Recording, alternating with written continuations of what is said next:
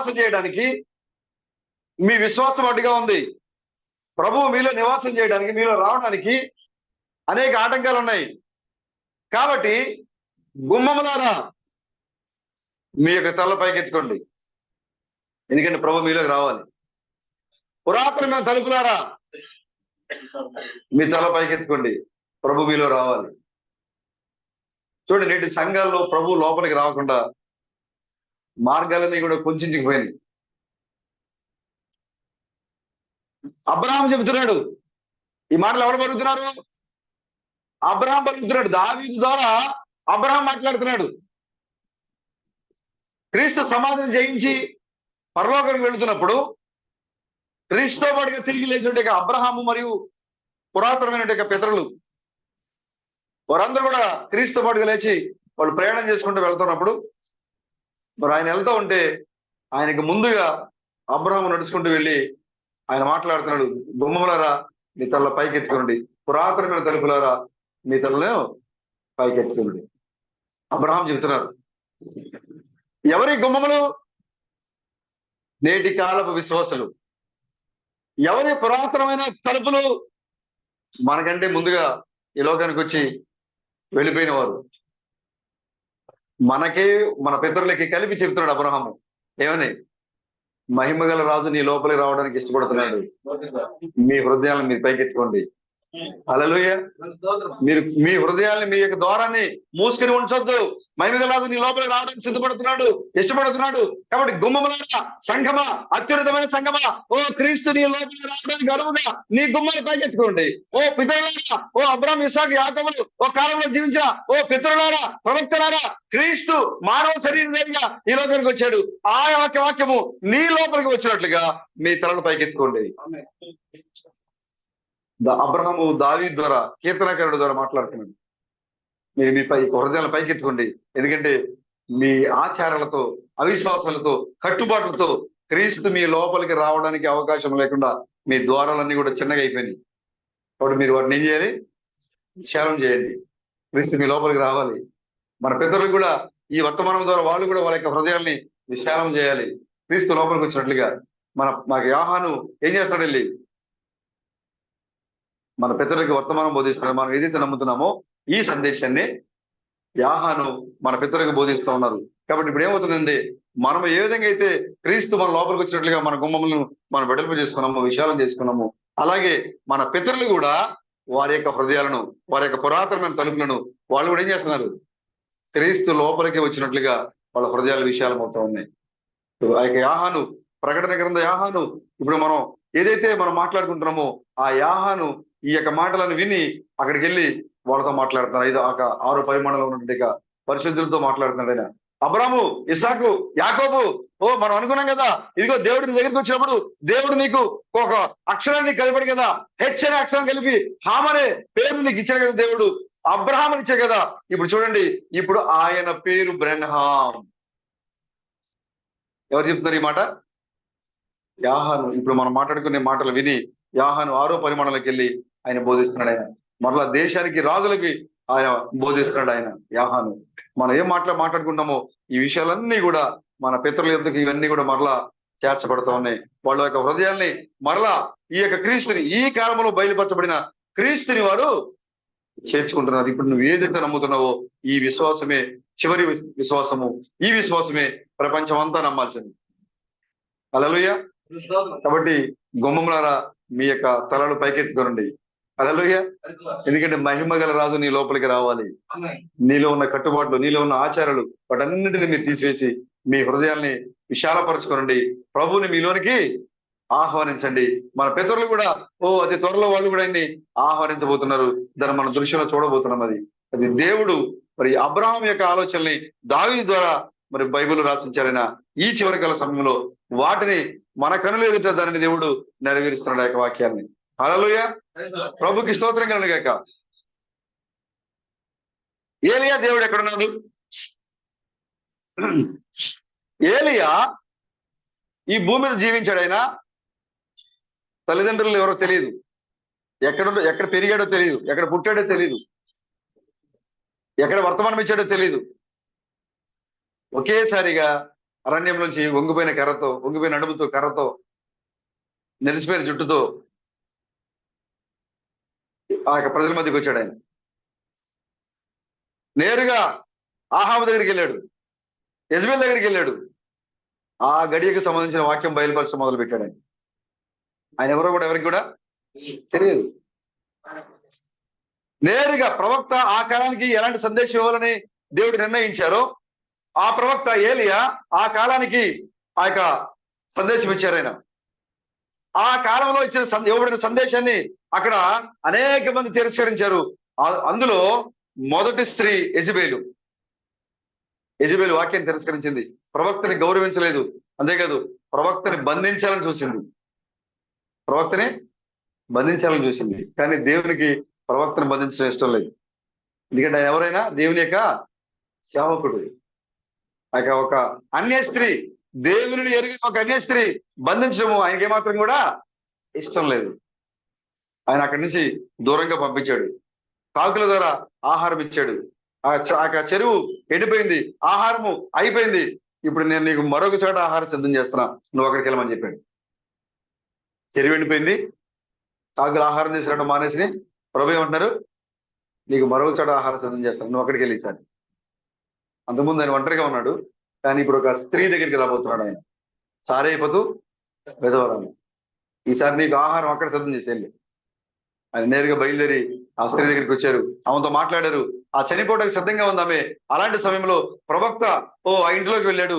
ఆ యొక్క మరణము ఉండాల్సిన కుటుంబంలో వాక్యం వచ్చింది, ఆ కుటుంబంలోకి చనిపోవాల్సిన కుటుంబంలో జీవం వచ్చింది, ఆ కుటుంబంలో దుఃఖించాల్సిన కుటుంబంలో ఆనందం వచ్చింది ప్రవక్త వచ్చేసరికి. హల్లెలూయా. దేవుని వాక్యం నీ ఇంట్లోకి వస్తే కూడా నీకు సంతోషమే ఆనందమే వస్తుంది. హల్లెలూయా. ఆ గడియలో వాక్యము ఏలియా రూపంలో నడుచుకుంటూ సారేపతి యొక్క ఇంటిలోకి ప్రవేశించింది ఆ వాక్యం.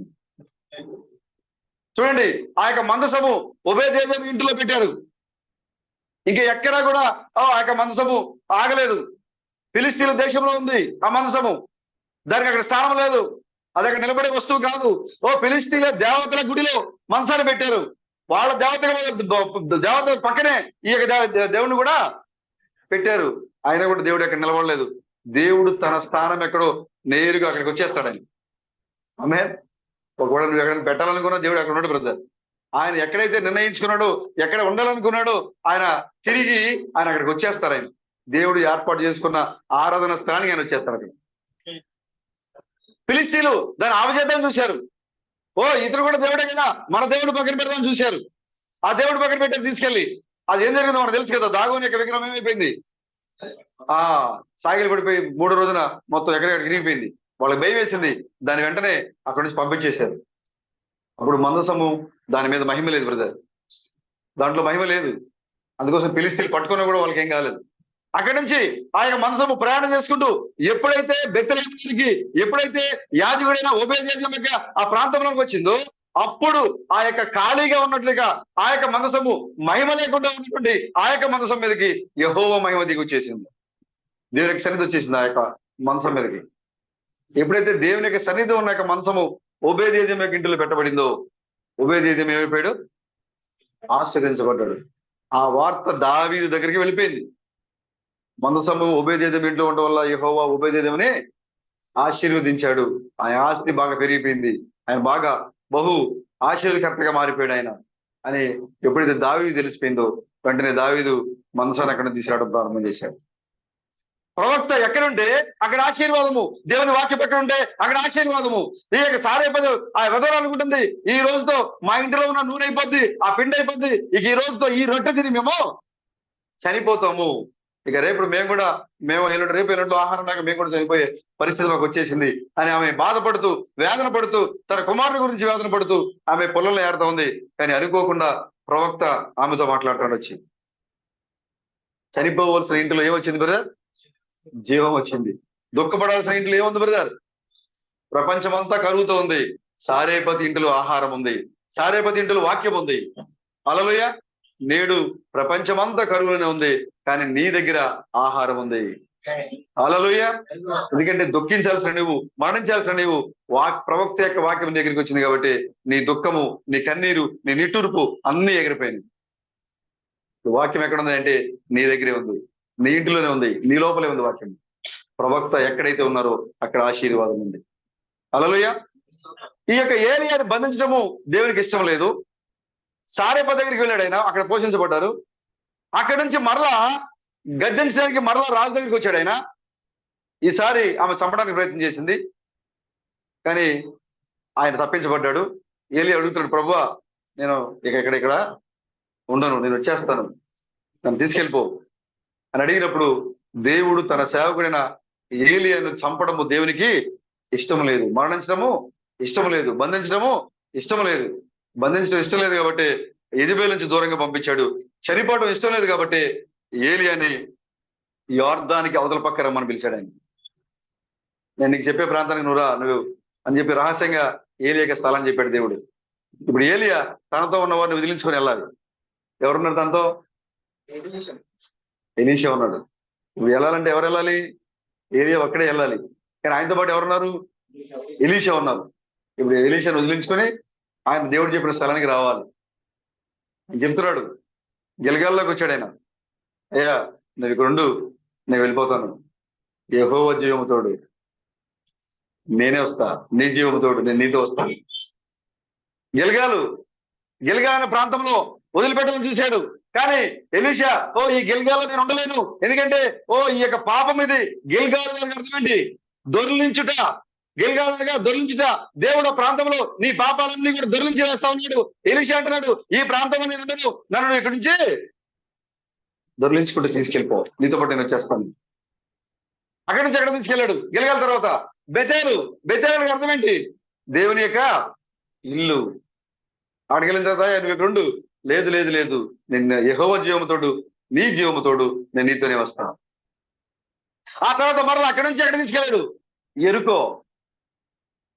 ఎరుకోలోకి వెళ్ళాడు. అక్కడ ఎరుకో తర్వాత ఎలీషా నువ్వు ఇక్కడే ఉండు, యెహోవా నన్ను రమ్మంటున్నాడు, నేను వెళ్తాను. అప్పుడు మళ్ళా ఎలీషా అన్నాడు, లేదు యెహోవా జీవముతోడు నీ జీవముతోడు నేను ఎక్కడను. ఎరుకో అనగా అర్థం ఏంటి?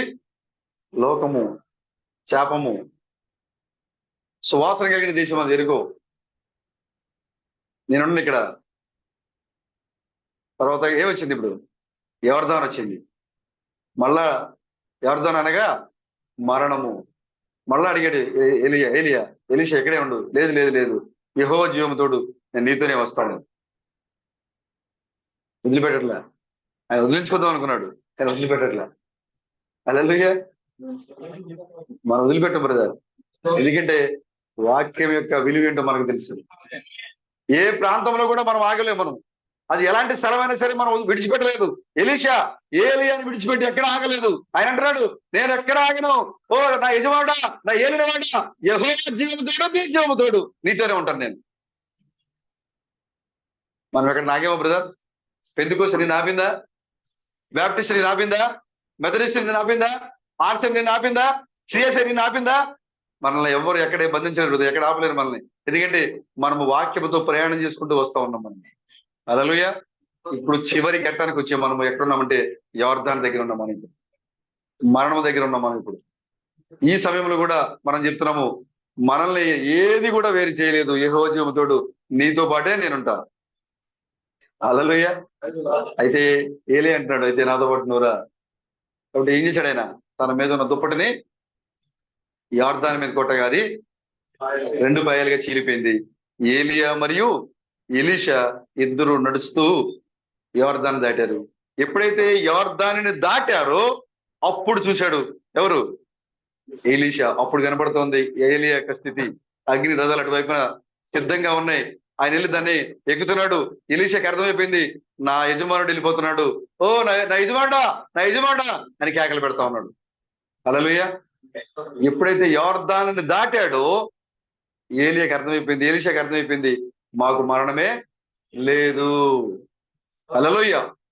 ఎవరైతే యోర్దానుని దాటారో, ఎవరైతే యోర్దానికి అవతల పక్కగా ఉన్నారో వారికి తెలుసు, మాకు మరణమే లేదు. మా గురువైన ఏలియాకి మరణమే లేదు. మా గురువైన క్రీస్తు బెనాంకి మరణమే లేదు. మా గురువైన క్రీస్తు తమస్కి మరణమే లేదు.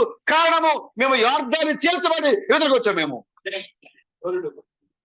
యోర్దాను దాటి అవతలకి వెళ్ళిన తర్వాతే ఏలియా స్థితి ఎలీషాకి అర్థమైంది.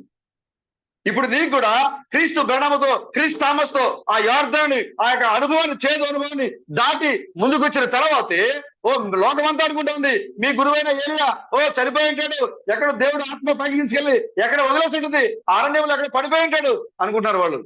కానీ ఎలీషాకి తెలుసు, లేదు లేదు లేదు, ఆయన నేరుగా దేవుని దగ్గరికి వెళ్ళిపోయాడు, పరలోకి వెళ్ళిపోయాడు ఆయన. ఆమేన్. ఈ లోకం మనం చెప్తుంది కదా, లేదు మీ బ్రహ్మ ఎత్తి పరిస్థితుల్లో పరలోకి వెళ్ళలేడండి, సమాధానం జయించలేదండి. క్రీస్తు థామస్ గారు చెప్పారు, అమెరికాలో ఉన్న క్రీస్తు బ్రహ్మ యొక్క సమాధిని మీరు తవ్వి చూడండి, దాంట్లో కనుక క్రీస్తు బ్రహ్మ యొక్క శరీరం ఉంటే మీ యొక్క గవర్నమెంట్ కి, మీ ప్రభుత్వానికి నా తలని ఇచ్చేస్తా. హల్లెలూయా. ఎందుకంత గట్టిగా చెప్పగలడంటే, ఆనాడు ఎలీషా ఆయనే కాబట్టి ఆయనతో పాటుగా యార్దాను దాటి వెళ్ళి చూశాడు ఆయన. ఆమేన్. ఈ రోజు మనం చెప్తున్నాము, ఇదిగో వేలూరులో ఉన్న థామస్ యొక్క ఆ సమాధి ఏదైతే ఉందో అది ఖాళీగా ఉంది. ఎందుకంటే మేము ఇప్పుడు ఎలీషా ఉన్నాము, ఆ 2వ ఏలియాతో ఆ యార్దాన్ని దాటి మేము అవతల పక్కగా ఉన్నాము. ఆ మా కళ్ళ ఎదుట ఆయన అగ్నివేదన మీద కూర్చొని పరలోకి వెళ్ళిపోయాడు ఆయన. మీరు కావాలంటే చూడండి, సమాధిలో ఆయన లేడు. లేదు బ్రదర్, థామస్ గారు అక్కడే ఉన్నారండి. అయితే సోదరుడా, నువ్వు యార్దానికి వెనక పక్కే ఉన్నావు, నువ్వు యార్దానికి, నేను యార్దాని ముందుగా ఉన్నాను నేను. హల్లెలూయా. యార్దాన్ని దాటి ఎవరైతే ముందుగా ఉన్నారో వారికి తెలుసు ఏలియా మరణించలేదు, ఆయన అగ్ని రథాల మీద పరలోకానికి వెళ్ళిపోయాడని. హల్లెలూయా. నేడు క్రీస్తు థామస్ ఏమైపోయారో తెలియాలంటే నువ్వు యార్దానికి అవతలే పక్క ఉండాలి, అప్పుడు నీకు అర్థమవుతూ ఉంటది. హల్లెలూయా. ఏలియా ఇక నేను వెళ్ళిపోతాను ప్రభు అని చెప్పినప్పుడు, సరే ఓకే, దేవుడు అనుమతిచ్చాడు, అవును నీ పరిచర్య అయిపోయింది, ఇక నువ్వు వెళ్ళిపోవచ్చు. అయిపోయింది కానీ పరిచర్య, ఏలియా పరిచర్య అయిపోయింది. ఆ పాత్ర పోషించింది ఎవరు? దేవుడే. దేవుడు దిగొచ్చి ఏలియా పాత్ర పోషించాడు. ఇప్పుడు మరలా ఆ ఏలియా అంగి తీసేసి హ్యాంగర్ తగిలించి ఇప్పుడు ఎలీషా అంగి చేస్తాడు ఆయన. దేవుడే. హల్లెలూయా. ఏలియా అన్నాడు, అయ్యా నేను వెళ్ళిపోతాను ప్రభా. ఓకే, నీ పని అయిపోయింది, నువ్వు వెళ్ళిపోయాక. ఇప్పుడు ఎవరు రంగం మీదకి రావాలి? ఇప్పుడు ఎలీషా రావాలి. ఆ ఎలీషా అనగా దేవుడే. ఇప్పుడు ఆ యొక్క ఎలీషా 12 అరకలు దున్నుతున్నాడు ఆయన తన పొలములో. తనకు ఉన్నటువంటి పొలములో నాగలితో ఆయన దుక్కు దున్నుతున్నాడు ఆయన. 12వ అరక దున్నుతున్నాడు ఆయన. ఈ ఎలీషాకి ఈ ఏలియాకి ఇద్దరు కూడా ఏ పెద్ద సహవాసం లేదు, పెద్ద అన్యోన్య సంబంధాలు కూడా ఏమి లేవు వాళ్ళకి ఇక్కడ. కానీ ఎప్పుడైతే ఏలియా దేవుడితో ప్రభువా నేను వెళ్ళిపోతాను ఇక అని చెప్పినప్పుడు, అప్పుడు ఆయన అంటున్నాడు, ఇదిగో నువ్వు అక్కడికి వెళ్ళు, అక్కడ ఎలీషా ఉంటాడు, షాపాత్ కుమారుడు ఎలీషా ఉంటాడు, నువ్వు ఆయన్ని అభిషేకం చేయి. సరే ప్రభువా, వెళ్ళాడండి. ఎలీషా అప్పుడు ఏం చేస్తున్నాడు? తన నాగలతో అరక దున్నుతున్నాడు ఆయన.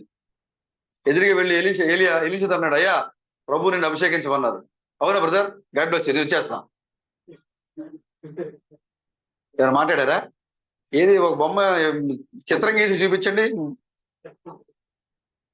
పరిశుద్ధ స్థలంలోకి ఎలాగెళ్ళామో నాకు బొమ్మ చూపించండి, గోధుమ చెట్టు విత్తబడి ఎలాగ పెరిగిందో ఎలాగొచ్చామో నాకు చూపించండి అన్నాడా? ఎక్స్ప్లెయిన్ చేయమన్నాడు బ్రదర్.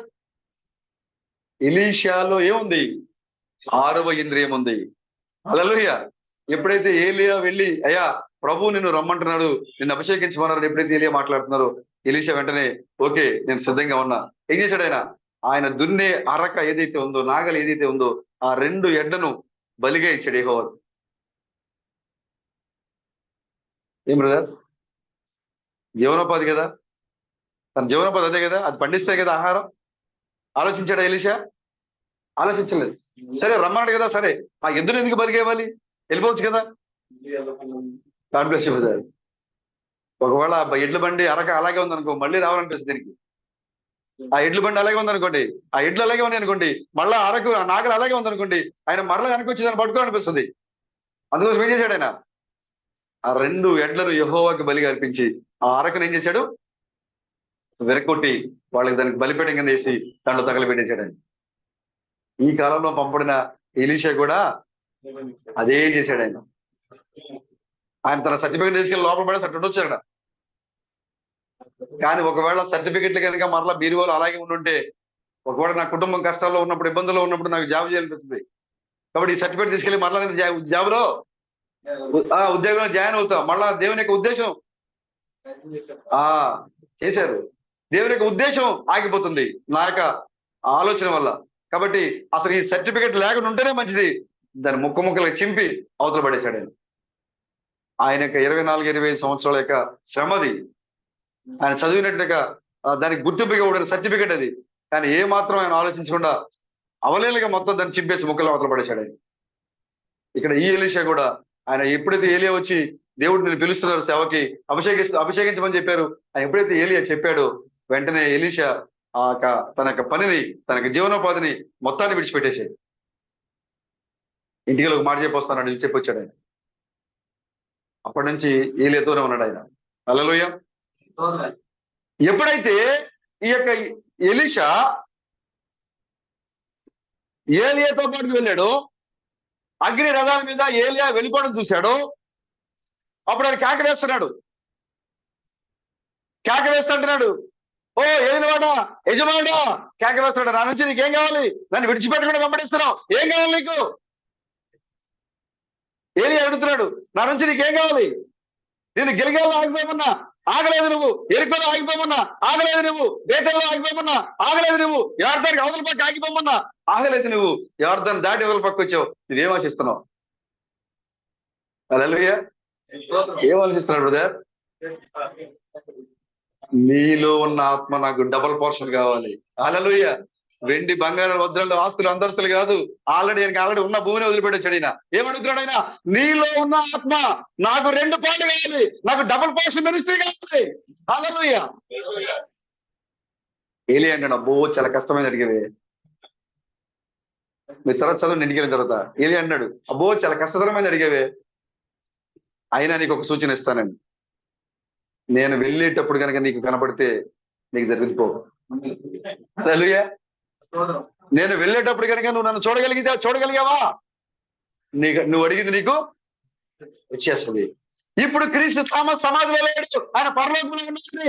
ఎవరైతే చూస్తున్నారో వారు మినిస్ట్రీ డబుల్ పోర్షన్ మినిస్ట్రీ పడతారు. ఈ ప్రపంచాన్ని కదిలించే వర్తమానం దగ్గరికి వస్తూ ఉంది. హల్లెలూయా.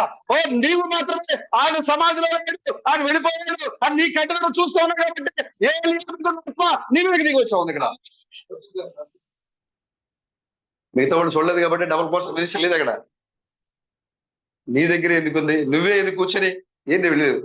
సరదాగా ఢిల్లీ వచ్చి వెళ్ళి పాట రాసి ఇచ్చారు. నేను ప్రేమ్ బ్రదరు, రమేష్ బ్రదరు సరదాగా నడుచుకుంటూ వెళ్ళారు, పాట రాసి వచ్చారండి.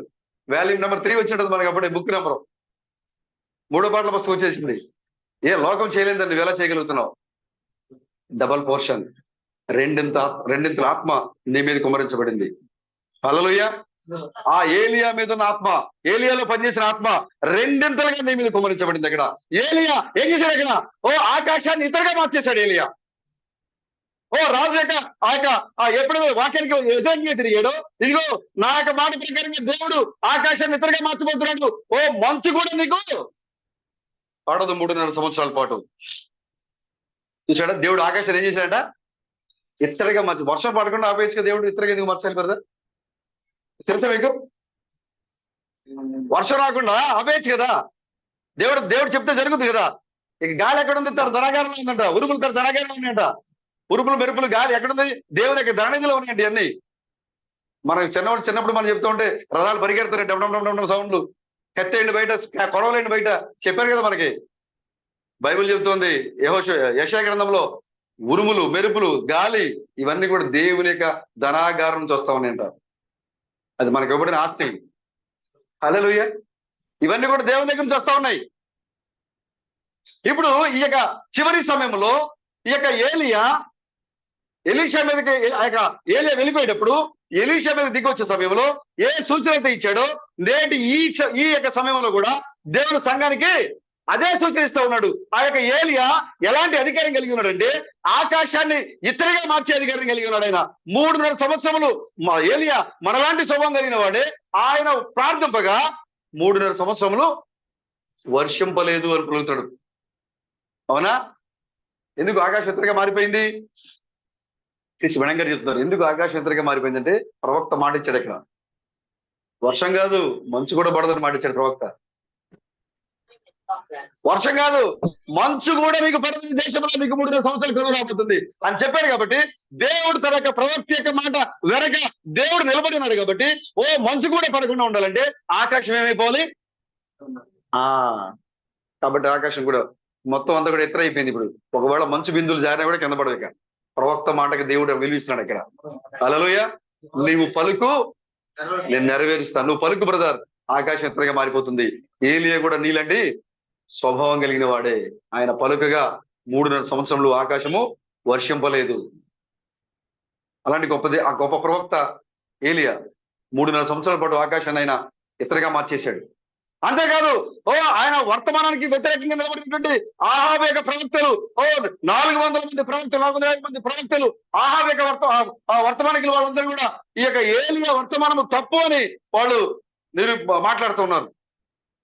కాబట్టి ఏలియా అంటున్నాడు ఒకరోజు పిలిచి, ఓ సిద్కియా, ఇద్దరు ప్రవక్తలారా రండి తెలుసుకుందాం.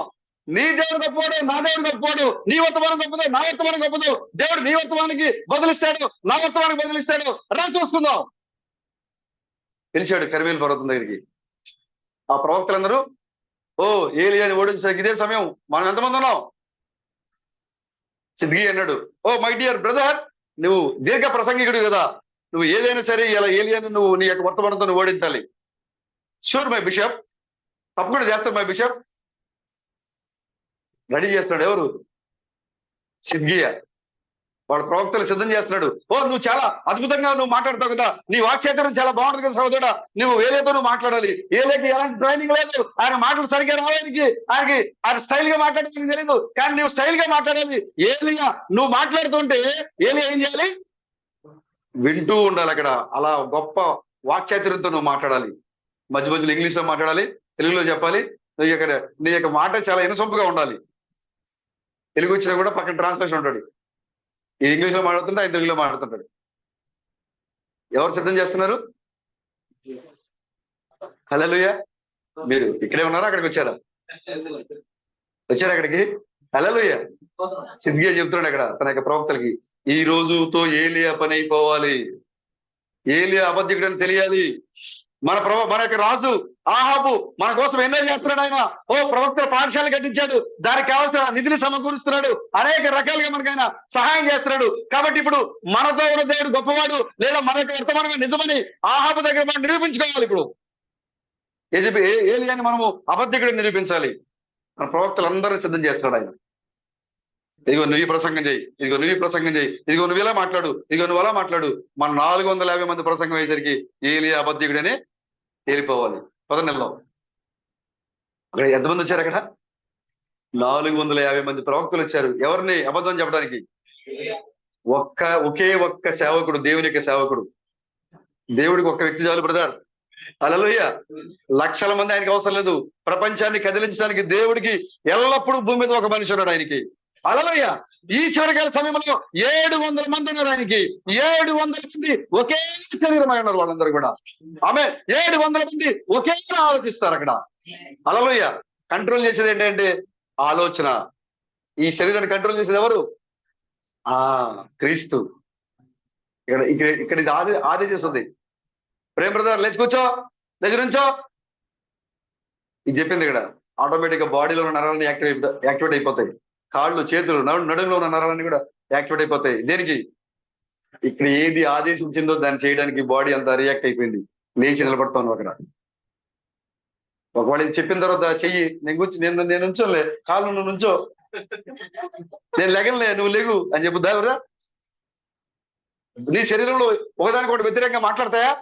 మాట్లాడు. కాబట్టి 700 మంది విశ్వాసులు ఒకే తలంపులు కలిగి ఉంటారు. 700 మంది మాట్లాడుతున్నప్పుడు ఒకే స్వరంలో మాట్లాడుతుంటారు అక్కడ. హల్లెలూయా. అందుకోసమే ప్రకటన 19వ అధ్యాయంలో పెండ్లి కుమార్తె సిద్ధమైపోయింది, గొర్రె పిల్ల వివాహ సమయము ఆసన్నమైంది. తన భార్య ఆమె తనకు తాను సిద్ధపరుచుకుంది. ఆమె యొక్క స్వరము బలమైన ఉరుముల శబ్దము, జలమైన శబ్దంగా ఉందమ్మా. ఎందుకంటే 700 మంది మాట్లాడుతుంటే ఒకే స్వరం వస్తా ఉంది.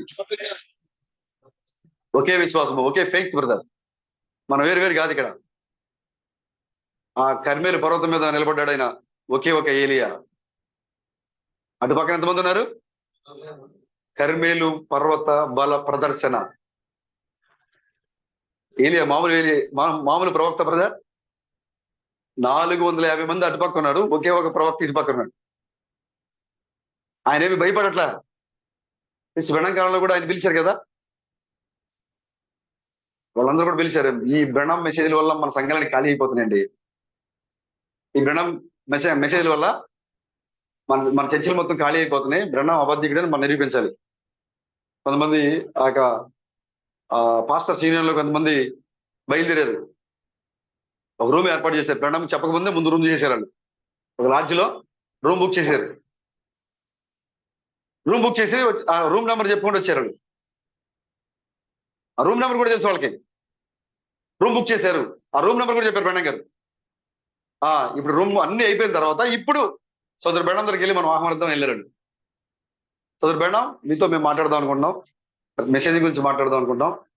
నీ మెసేజ్ గొప్పదో మా మెసేజ్ గొప్పదో తెలుసుకుందాం. ఓ ష్యూర్ బ్రదర్, దేవుని యొక్క చిత్త ప్రకారం అయితే ఇంకా తప్పకుండా మాట్లాడదాం. ప్రభుని అడుగుతాను నేను. వెళ్ళి ప్రభుని గదిలోకి వెళ్ళి ప్రభుని అడిగారు. ప్రభు అప్పుడే వాళ్ళు అక్కడే కూర్చున్నారు. ఆయన గదిలోకి వెళ్ళి ప్రార్థన చేసి, ప్రభు వీళ్ళు నన్ను ఆహ్వానించారు, నన్ను వెళ్ళమంటారా? వెళ్ళండి. రూమ్ నెంబర్ వాళ్ళు 405 ఎగ్జాంపుల్ నాకు గుర్తులే కరెక్ట్ గా 405 నెంబర్ బుక్ చేసి ఇచ్చారనుకోండి. తీసుకుని గారు చెప్తున్నారు, లోపలికి వచ్చి కూర్చున్న తర్వాత ఓకే బ్రదర్ తప్పకుండా మనం అక్కడ కలవబోతున్నాం. మీరు 406 రూమ్ నెంబర్ లో మనం కూర్చోబోతున్నాం. ఈ బ్లూ రంగ్ షర్ట్ ఈ పక్కన కూర్చొని ఉంటారు. ఇదిగో ఈ వ్యక్తి ఈ పక్కన కూర్చొని ఉంటారు. ఇది ఈ సోదరుడు నాకు తిన్నగా కూర్చొని ఉంటాడు. ఆ రూమ్ కి బ్లూ కలర్ గోడలకి పెయింట్ వేసి ఉంది. ఆ రూమ్ లో మనం కలుసుకుందాం, నేను వస్తాను. వాళ్ళకి షాకు, ఏంటి మనం చెప్పలేదు కదా, అయినా తప్పు చెప్పాడు. చూసావా, దొరికిపోయాడు. గణం దొరికిపోయాడు. మనం బుక్ చేసింది ఎంత? 405. ఏ నెంబర్ చెప్పాడు? దొరికిపోయాడు. అక్కడ ఇంకా దొరికిపోతాడు, చూద్దాం.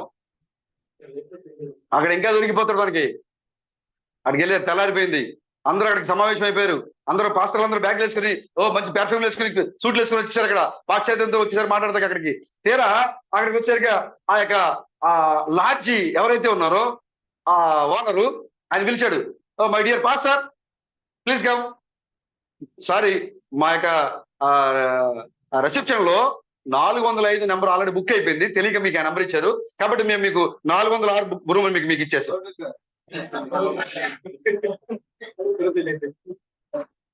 వాళ్ళకి అర్థం కాలేక ఇంకా అప్పటికే అయిపోయింది వాళ్ళ పని. ఇక ఏంటి ఎలా జరిగిపోయింది, ఏంటిది? వెళ్ళిపోయారు, కూర్చున్నారు లోపల.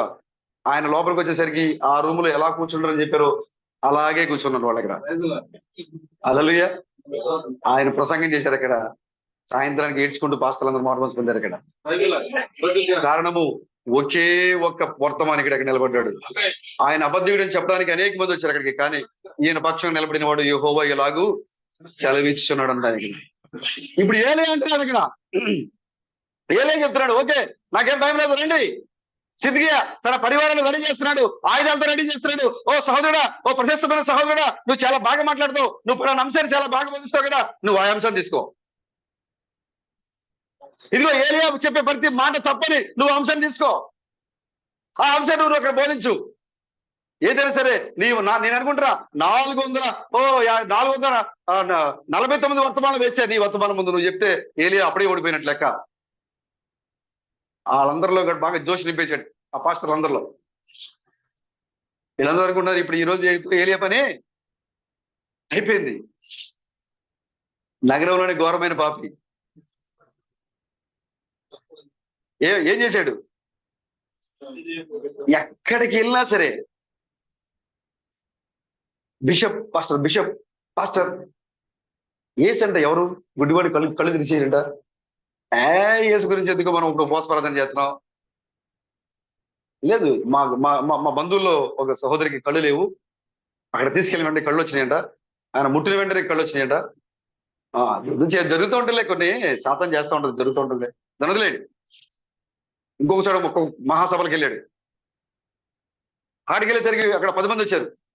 ఓ పాస్టర్ ఏ సరే ఆయన మొన్న మా ఏరియాకి వచ్చాడు. బాబా ఏంటండి ఆ మినిస్ట్రీ, ఏంటండి ఆ పరిచర్య, జనాలు ఏంటి? ఆయన పిలిస్తే దెయ్యాలు వణికి పారిపోతున్నాయి. ఏం చెప్పాలో అర్థం కాలేదు అక్కడ. ఎవరికి?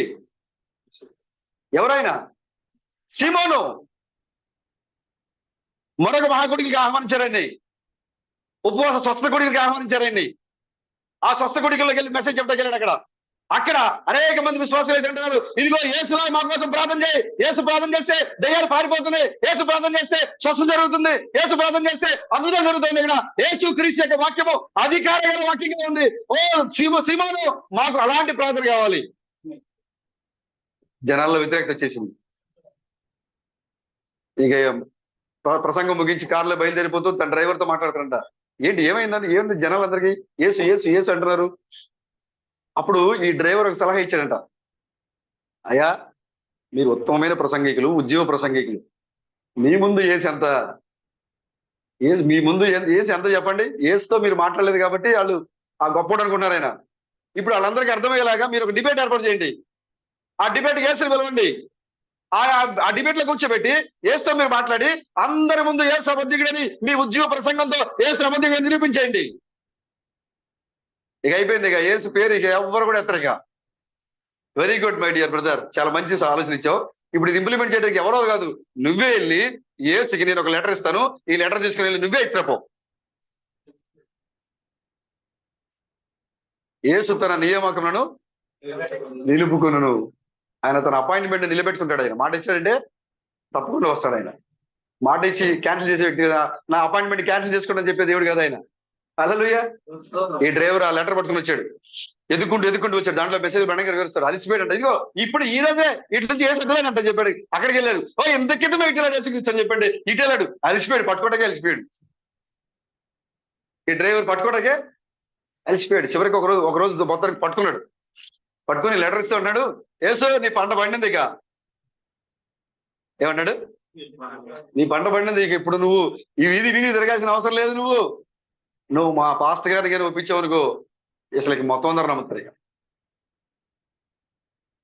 నువ్వు మా పాస్టర్ గారికి ఒకళ్ళు చెప్పు చాలు, ఆయన అపాయింట్మెంట్ ఇస్తావా, మా పాస్టర్ గారు నేను రమ్మంటున్నాడు, అక్కడ అనేక మంది పాస్టర్స్ వస్తారు, ఓ వాళ్ళ ముందు నువ్వు మాట్లాడి నీ యొక్క వర్తమానం నిరూపించుకుంటావా అడుగుతున్నాడు ఈ డ్రైవర్. మిమ్మల్ని అడిగారు బ్రదర్, ఎవరు మిమ్మల్ని అడిగారా?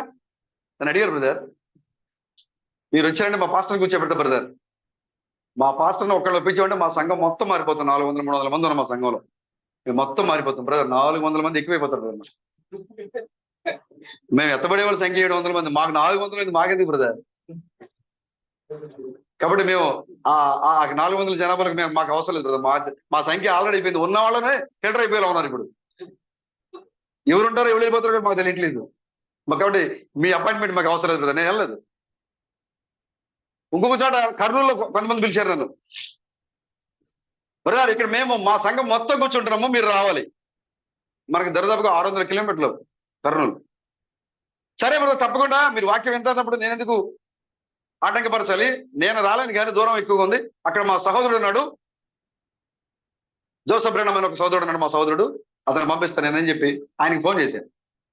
బ్రదర్ అలా పలానా సంఘము మెసేజ్ చెప్పడానికి రమ్మంటుంది, నన్ను రమ్మంటున్నారు, కానీ నాకు దూరం కదా, మీరు అక్కడే కదా, కర్నూలే కదా, మీరు వెళ్ళి ఏమన్నా మాట్లాడతారా అంటే ఆయన ఏం చేశారు, ఓకే బ్రదర్ నేను వెళ్తా. నేను వెళ్తే మొత్తం సంఘం అంతా ఆడే కూర్చున్నారు. వాళ్ళు ముఖాలు చూస్తే మెసేజ్ ఇంటే కూర్చోడం లేదంటారు. ఈయన గోధుమ చెట్టు బొమ్మ గీసే లోపు ఇటు చూడ ఇటు చూడ ఎందుకని వాళ్ళు ఆయన కోసం కదా మీటింగ్ ఏర్పాటు చేసింది, నా కోసం ఏర్పాటు చేశారు ఆ మీటింగ్. ఒకవేళ ఆయన వస్తే ఇక ఆయన చెప్పాడు, బ్రదర్ మీరు వస్తే మిమ్మల్ని ఖచ్చితంగా కొట్టేసేవాళ్ళు బ్రదర్. అడవుడు చేశారండి ఆయన్ని, ఇంకా ఆయన మధ్యలో వెళ్ళిపోయాడు. ఆయన నైట్ బస్ స్టాండ్ లో పడుకొని ఎక్కడ నుంచోలేదైనా, అడవుడి చేశారు వాళ్ళు. నేను చెప్పా బ్రదర్ నేను వచ్చినట్టయితే వేరుగా ఉండేది బ్రదర్. హల్లెలూయా. ఎందుకంటే మనము వర్తమానాన్ని ఎలా తీసుకోవాలో, ఎలా మొదలు పెట్టాలో, ఏ విధంగా చేయాలో మన సొంత జ్ఞానంతో మొదలు పెడితే మనం ఫెయిల్ అయిపోతాం. అక్కడ మనం దేవుడిని అడిగాలి. క్రిస్టియన్ గారు దేవుడిని అడిగి అక్కడికి వెళ్ళారు. కాబట్టి మనం కూడా చేయాలి, ప్రభు చిత్తాన్ని బట్టి చేయాలి. అక్కడ మన సొంత జ్ఞానం ఉపయోగించుకోండి. వాళ్ళు ఆహ్వానించినప్పుడు మీరు ప్రభు దగ్గర ప్రార్థన చేసి మీరు అక్కడికి వెళ్ళాల్సింది బ్రదర్. అబ్బో కొంచెంలో తప్పించుకున్న బ్రదర్ మీదకి వచ్చేసారు కొట్టడానికి. మనం కూడా ఆహ్వానించారు, కానీ దేవుని యొక్క చిత్త ప్రకారంగానే చేయాలి మనం కూడా దాన్ని. ఈ యొక్క డ్రైవర్ చెప్తున్నాడు, యేసు నువ్వు మా సంఘంలో కనుక బోధిస్తే 1000 మంది మారు పొందుతారు నీ వర్తమానం అయితే, నీకు అసలు గొప్ప అవకాశం వచ్చేసింది, నీ పంట పండిపోయింది, వచ్చేయి అనంట. యేసుక్రీస్తు ఏం చేశారు, ఓకే నేను వస్తా అని చెప్పి సంతకం పెట్టించాడు, దాని మీద అపాయింట్మెంట్ ఇచ్చారు. ఇక దీనికి వాళ్ళు ఇక కూడికలకి ఏర్పాటు చేశారు అక్కడ, అన్ని రకాల ఏర్పాట్లు చేశారు అక్కడ. ఇక బిషప్లు, ఆర్చ్ బిషప్లు, కార్డినల్స్, ఎవరెవరు రావాలో వాళ్ళందరూ కూడా ఆ మీటింగ్ కి వచ్చేస్తున్నారు. ఆ బిషప్, ఆర్చ్ బిషప్ వచ్చాడట. గబగబా సీమోను ఎదురుగా వెళ్ళాడు, మొత్తం కాళ్ళకి నీళ్లు ఇచ్చాడు, మొత్తం శుభ్రం చేయించాడు, తనకి ఆ చర్మం వాసన రాకుండా పెర్ఫ్యూమ్ కొట్టాడు, ఆలింగనం చేసుకున్నాడు, పై వస్త్రాన్ని కప్పాడు, ఆలింగనం చేసుకున్నాడు. లోపలికి చేతి ఆ యొక్క ఆర్చ్ బిషప్ సీమోని మీద భుజం మీద చేసుకుంటూ నడుచుకుంటూ వెళ్ళినప్పుడు, మై డియర్ బ్రదర్ వస్తున్నాడంట. వస్తున్నాడు, ఓకే కడిగేద్దాం ఇవ్వాలి మనం. ఈరోజు మనం అయిపోతుంది కడిగేద్దాం మన యేసుని, మన సత్తా ఏంటో చూపిద్దాం. వీళ్ళిద్దరు మాట్లాడుకుంటూ వెళ్తున్నారు లోపలికి. ఉన్నారు బ్రదర్, మీరు ఎక్కడే ఉన్నారా? హల్లెలూయా. ఆర్చ్ బిషప్ మాట్లాడుకుంటూ వెళ్తున్నాడు, చూస్తున్నారా? ఆమె స్పష్టంగా చెప్పారు బ్రదర్, ఆయన వెళ్ళిపోయారు కాబట్టి చెప్పారు. చివరికి ఆయన వచ్చాడు. అక్కడ ఎవరైతే మీటింగ్ కి చీఫ్ గెస్ట్, ఎవరైతే అపాయింట్మెంట్ ఇచ్చి పిలిపించారో ఆ వ్యక్తికి అక్కడ ఎలాంటి మర్యాద లేదు, ఎలాంటి గౌరవం లేదు, ఎలాంటి ఆహ్వాన పత్రిక లేదు, ఎలాంటి ఆహ్వానము లేదు, వారి మీద తుడుచుకోవడానికి పై వస్త్రం లేదు, ఎలాంటి పెర్ఫ్యూమ్ చల్లకుండా అలాగే వదిలేశారు ఆయన్ని. ఎందుకంటే చిన్న చూపు. ఆయనంటే చిన్న చూపు. ఒక్కడే ఉన్నాడు, మనల్ని ఏం చేస్తాడు? మన తరఫున ఎవరున్నారు? 14 ఏళ్ళు ట్రైనింగ్ చేసిన ఆర్చ్ బిషప్ ఉన్నాడు మన దగ్గర. అసలు ఆయనకి ట్రైనింగే లేదు, ఏదే మాట్లాడతాడు. ఆయన బైబిల్ మొదలు పెట్టాడంటే ఆది కాండం నుంచి ప్రకటన గ్రంథం వరకు ప్రతి లేఖనాన్ని టక టక టక టక టక టక చెప్పేస్తాడు ఆయన. వీళ్ళేం చెప్తారు? ఆది కాండం తీయమంటేనే ఫస్ట్ అధ్యాయం తీయటాకే మీకు గంట పడుతుంది. ఆది కాండం ఫస్ట్ అయినా మధ్యలో ఉందా అని తీసేసరికి మీకు గంట పడుతుంది. కానీ అక్కడ వాళ్ళు డినామినేషన్ ఉన్న ఎలా చెప్తారు?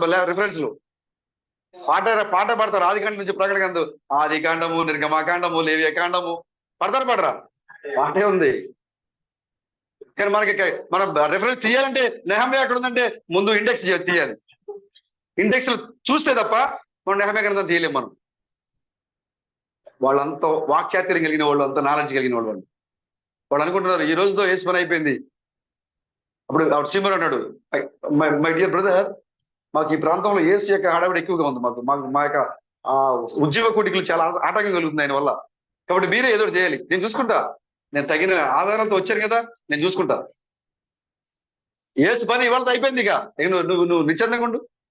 నీ సంఘం మరింత పెరిగిపోతే, ఇక నుంచి మీటింగ్ తర్వాత నీ సంఘం మరింత పెరిగిపోతే ఇక ఆర్చ్ బిషప్ చెబుతున్నాడు. చాలా థ్యాంక్ యూ బ్రదర్, చాలా థ్యాంక్ యూ.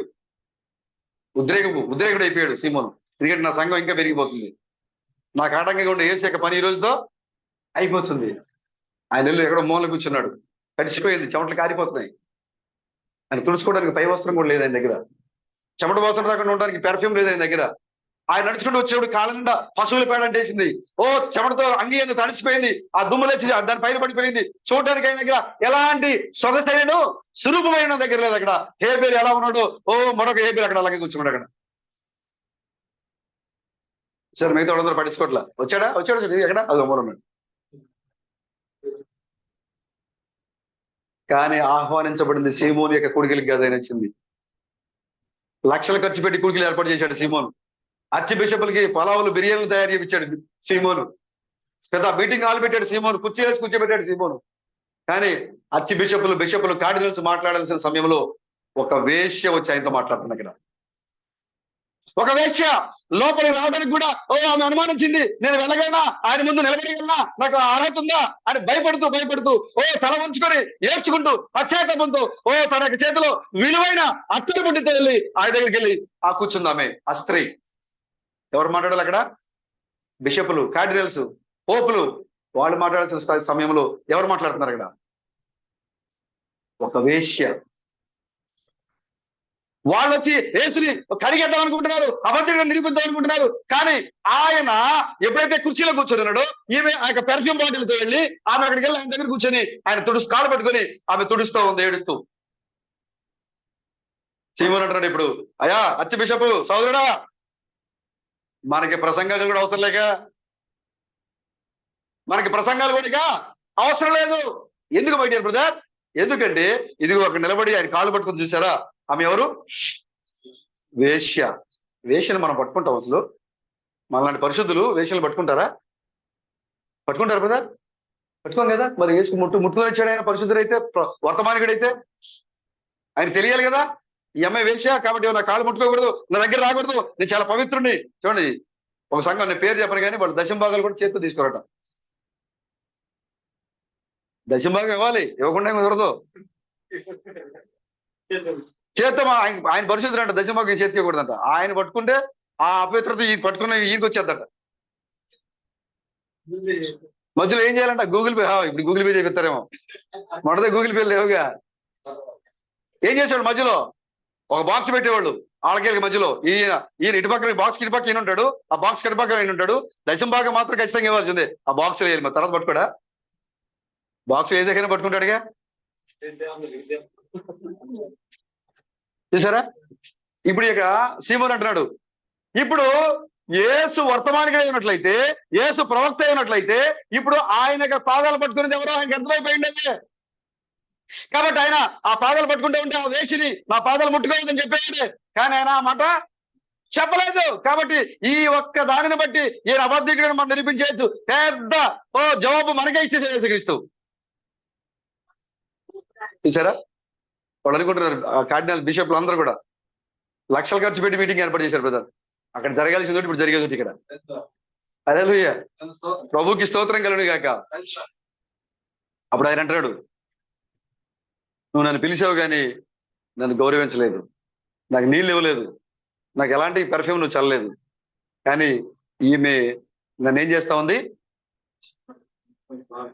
తల నుంచి పాదాల వరకు నన్ను అభిషేకం చేస్తా ఉంది. ఎందుకంటే బలి ఇవ్వబోయే గొర్రె పిల్లని ఏం చేయాలి? కడగాలి. కాబట్టి జరుగుతుంది ఇది. హల్లెలూయా. అక్కడ దేవుని యొక్క నీతి నెరవేర్చబడుతూ ఉంది అక్కడ. హల్లెలూయా.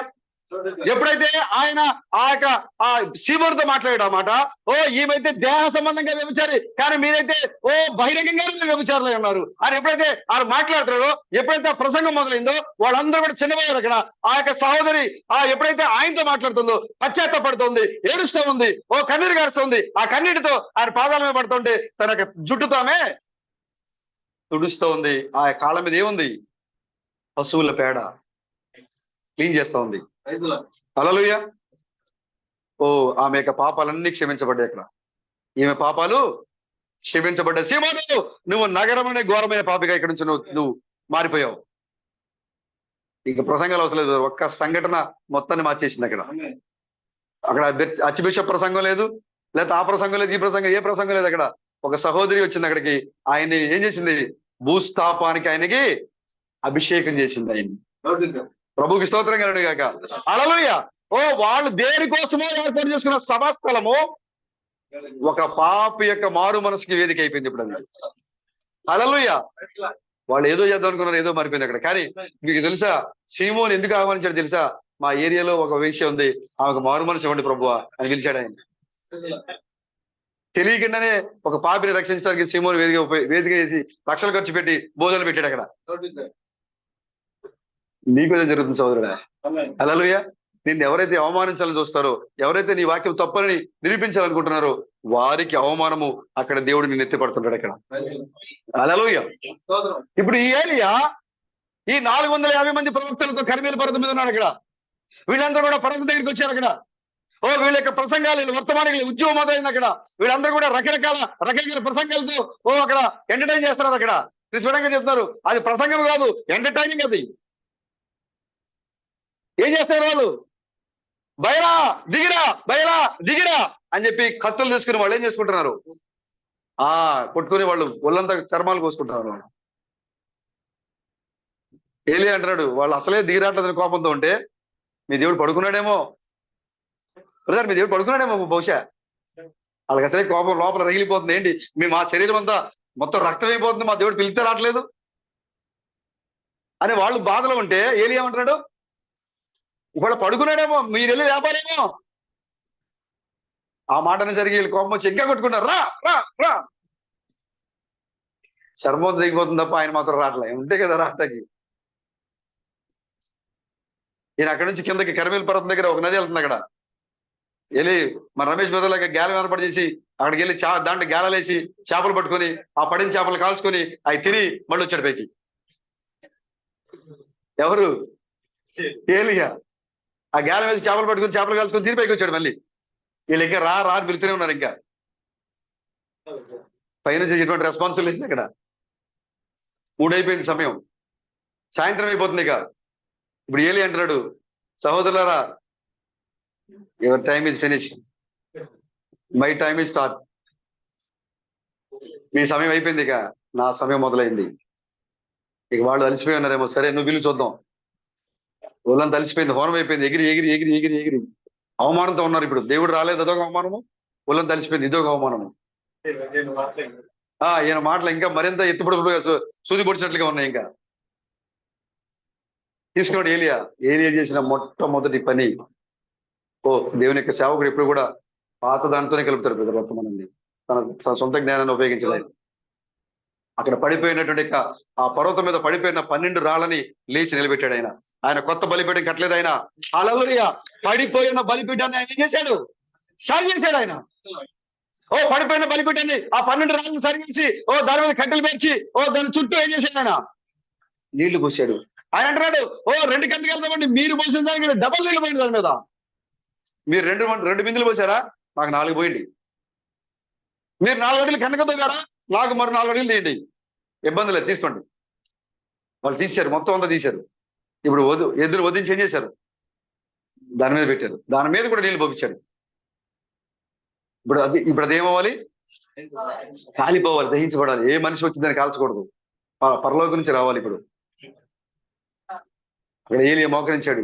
ఆ ప్రార్థన ఎల్లప్పుడూ మనకి ఇష్టం. అది ఏలియా అక్కడ మోకరించాడు. అక్కడ ఆ కరిమేల పర్వతం మీద మోకరించాడు ఏలియా. 2 చేతులు పైకి ఎత్తాడు, ప్రభువా, నా ప్రార్థనకు నీవు బదులిస్తావని నాకు తెలుసు. హల్లెలూయా. మీకు తెలుసా మీ ప్రార్థనకు బదులిస్తాడని దేవుడు మీకు? హల్లెలూయా. ఏలియా ప్రార్థన చేస్తాడు, ప్రభువా, నా ప్రార్థనకు నువ్వు బదులిస్తావని నాకు తెలుసు. నాకు తెలుసు కాబట్టి నువ్వు ఇచ్చే నువ్వు నాకు బదిలిస్తావనే సంగతి ఇదిగో ఇక్కడ ఈ అబద్ధం ఇప్పుడు. హల్లెలూయా. నువ్వు బదిలిస్తావని నాకు ఇక్కడ ఈ చుట్టూ ఉన్న 400 ప్రవక్తలు కూడా దేవుడు ఏలియా మాటకు బదిలిస్తాడని తెలియాలి అక్కడ. హల్లెలూయా. ఏలియా అంటాడు, నువ్వు నాకు తెలుసు, నువ్వు నాకు ఇస్తావు. ఎంత కాన్ఫిడెన్స్ బ్రదర్ మీకుందా? ఏం చేశాం బ్రదర్ ప్రార్థన, కానీ మరి ఏం లేదు. మరి దేవుడు మరి తర్వాత చేస్తారనుకుంటలే బ్రదర్. ఈరోజు హాస్పిటల్కి వెళ్ళొస్తా, దేవుడు స్వస్థ ఇచ్చేలోపు హాస్పిటల్కి వెళ్ళొచ్చేస్తా. ఇంకా నీకు స్వస్థ ఎక్కడ వస్తుంది బ్రదర్? వస్తుందా? ఎందుకు వస్తుంది? ఏలియా అంటున్నాడు, ప్రభువా, నీవు నా ప్రార్థనకి బదులిస్తావని. థామస్ గారి వర్తమాన మెసేజ్ పేరేంటి బ్రదర్? విన్నారా మెసేజ్? క్రీస్తు బ్రహ్మం ప్రార్థనకు ఈయన ఏలియా బ్రదర్. హల్లెలూయా. ఆ అనుభవం ఎనుకుంది కాబట్టి టైటిల్ పెట్టాడు ఆయన. ఏలియా అంటున్నాడు, ప్రభువా, ఆయన 2 చేతులు పైకెత్తి ఆకాశం వైపు పైకెత్తి అంటున్నాడు. ఎందుకు మనం చేతులు పైకెత్తాలంటే, ప్రభువా, నేను ఏమీ లేదు, నీ మీద ఆధారపడి ఉందని చెప్పడానికి మనం 2 చేతులు పైకెత్తాం. ఇప్పుడు ఏలియా తన జ్ఞానంతో తెలివితో ఆయన ఆధారపడలేదు. తన 2 చేతులు కాళ్ళ చేతులు పైకెత్తి అంటున్నాడు, ప్రభువా, నువ్వు నా ప్రార్థనకు బదులిస్తావని నాకు తెలుసు. ఆయనను వీరందరూ ఎరిగినట్లుగా నీవు ఈ కార్యం జరిగించి ప్రభు ప్రార్థన చేసి ఆమేన్ అన్నాడు ఆయన. ఆకాశం నుంచి నిప్పురవులు సుడులు తిరుగుతూ వస్తూనే ఉంది ప్రవక్త యొక్క ప్రార్థన ముగించడంతోనే. హల్లెలూయా. నువ్వు అడగటమే ఆలస్యము, దేవుడు సిద్ధంగా ఉన్నాడు బ్రదర్ చేయడానికి. ఏలియా ప్రార్థన ముగించే వెంటనే ఆకాశం నుంచి సుడులు తిరుగుతూ వస్తా ఉంది. దగ్గర నేరుగా దిగి చక్కబడింది, దగ్గరికి వచ్చి ఆ బలిపీఠం మీద పడింది, దాన్ని దహించి వేసింది. అక్కడ ఒకే ఒక కార్యము, ఏలియా యెహోవా యొక్క ప్రవక్త, మిగిలిన వాళ్ళందరూ కూడా అబద్ధ ప్రవక్తని. ఒకే ఒక కార్యం అక్కడ, ఏలియా బల ప్రదర్శన, కర్మేలు పర్వత బల ప్రదర్శన అక్కడ నిరూపించబడింది. అక్కడ ఇప్పుడు ఎలీషా ఆ ఏలియా దేవుడి గురించి ఇప్పుడు హల్లెలూయా. అక్కడ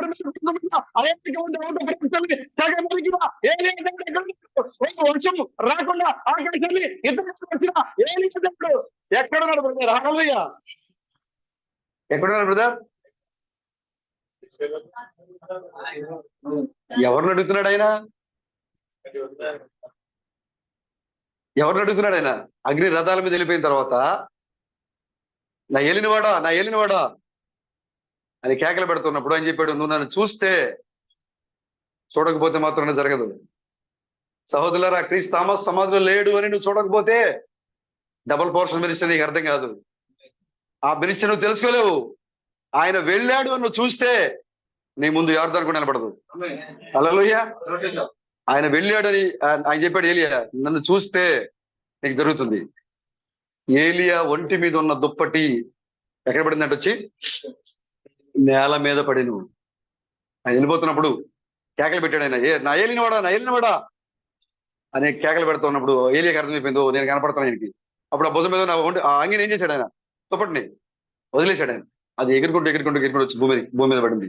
ఇప్పుడు ఏలియా వంగరి ఆ భూమి మీద పడిన ఆ యొక్క దుప్పటిని లేపాడు. ఆయన లేపి తీసుకుని ఎలీషా ఆ దుప్పటిని తీసుకున్నాడు. ఇప్పుడు ఆ దుప్పటిని తీసుకొని వెనక వైపు తిరిగాడు. ఏముంది అక్కడ? నిర్మల యోర్దాను ఉంది. ఈ యొక్క దుప్పటిని మడత పెట్టి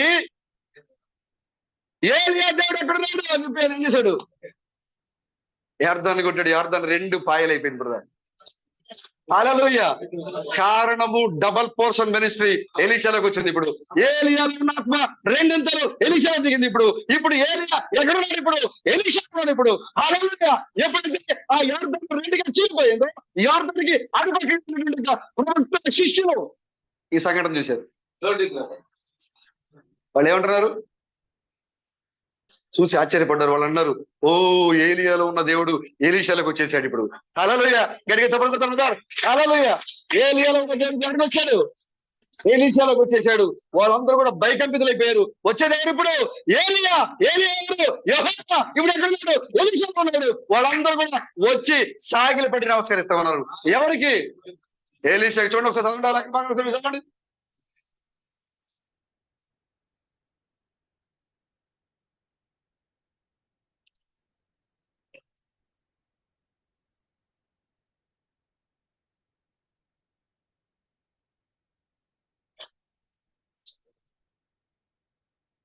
రెండో రాజులు 2వ అధ్యాయం చూడబెట్టు. చదవండి. చదవండి.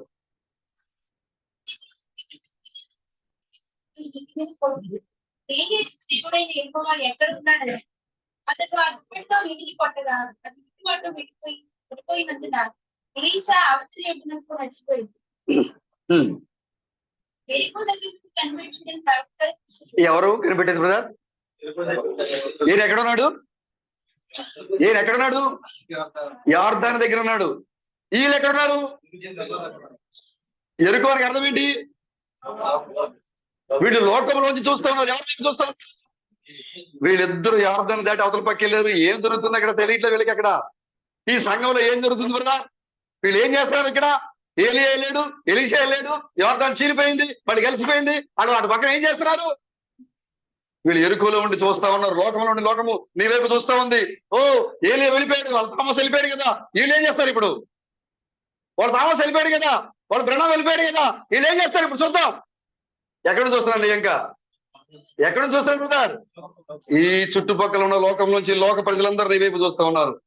అలాంటి సమయంలో నువ్వేం చేస్తా ఉన్నావు? Double portion ministry. హల్లెలూయా. ఓ 2 ఆత్మ వస్తా ఉంది. ఇప్పుడు నువ్వేం చేస్తా ఉన్నావు? ఏలియాలో ఉన్న దేవుడు నీలో ఉంది. ఇప్పుడు ఏలియాలో ఆత్మ నీలో ఉంది. ఏలియాలో అభిషేకము నీలో ఉంది. నీ ముందు ఎలాంటి యోర్దాను కూడా నిలిచి ఉండలేదు. అక్కడ లోకం గమనిస్తూ ఉంది బ్రదర్. నీ వైపు లోకము గమనిస్తూ ఉంది. వాళ్ళు ఎరుకోలు ఉండి చూస్తా ఉన్నారు. చూస్తారు.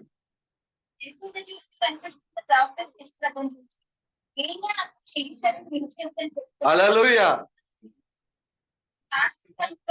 చాలు. చూసారా?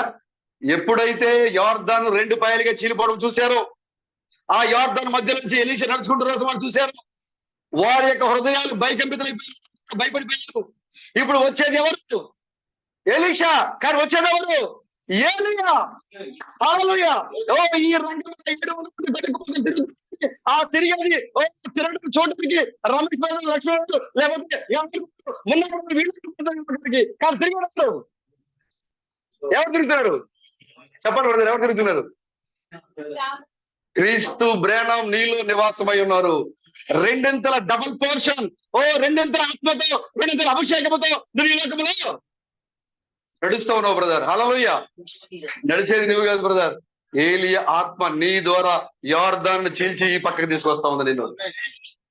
ఏలియా దేవుడు ఇప్పుడు ఎక్కడున్నాడు? ఎవరు నడుతాడు? ఆయన ఈ లోకం నడుతున్నాడు. ఏలియా దేవుడు ఎక్కడున్నాడు? ఇప్పుడు ఎలీషా ఇప్పుడు సియోను నివాసమైనాడు ఇప్పుడు ఆయన. హల్లెలూయా. దేవునికి స్తోత్రం కలుగును గాక. హల్లెలూయా, హల్లెలూయా, హల్లెలూయా. సియోను నివాసమైనాడు ఆయన. ఏలీసుడు ఎలీషా నివాసమైనాడు. ఓ క్రీస్తు తెలుగు నివాసమైనాడు ఆయన. నీ ద్వారా ఆయన మాట్లాడుతున్న సోదరుడా, డబల్ పోర్షన్ మినిస్ట్రీ. ఇప్పుడు నీ ముందు ఏది కూడా నిలబడజాలదు. కారణము నీ దగ్గర 2 అంతల ఆత్మ నీ చేతిలో ఉంది. ఇప్పుడు వస్త్రము అనగా పరిశుద్ధాత్మ. ఇప్పుడు నీ దేవుని యొక్క పరిశుద్ధాత్మ నీ మీద కుమ్మరించబడతా ఉంది. హల్లెలూయా, ఆనందం. హల్లెలూయా, చాలా ఉత్సాహంగా పాడతాం.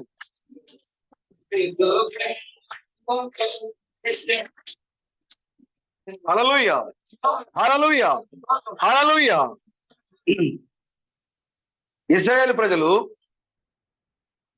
బంకమట్టిలో మట్టి తొక్కుతూ వాళ్ళ యొక్క చర్మాలన్నీ కూడా బక్క చిక్కిపోయి, ఆహారం లేక, సరైన పోషణ లేక, నీరసంతో, బలహీనతతో వారి కనుల వెంట కన్నీరు గారుస్తూ బలం లేకపోయినా కూడా ఆ బంకమట్టిలో వాళ్ళు ఏం చేస్తున్నారు? తొక్కు పని చేస్తున్నారు.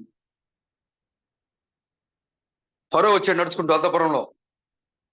కిటికీ తెరవబడి ఉంది. కిటికీలోంచి బయటికి చూశాడు.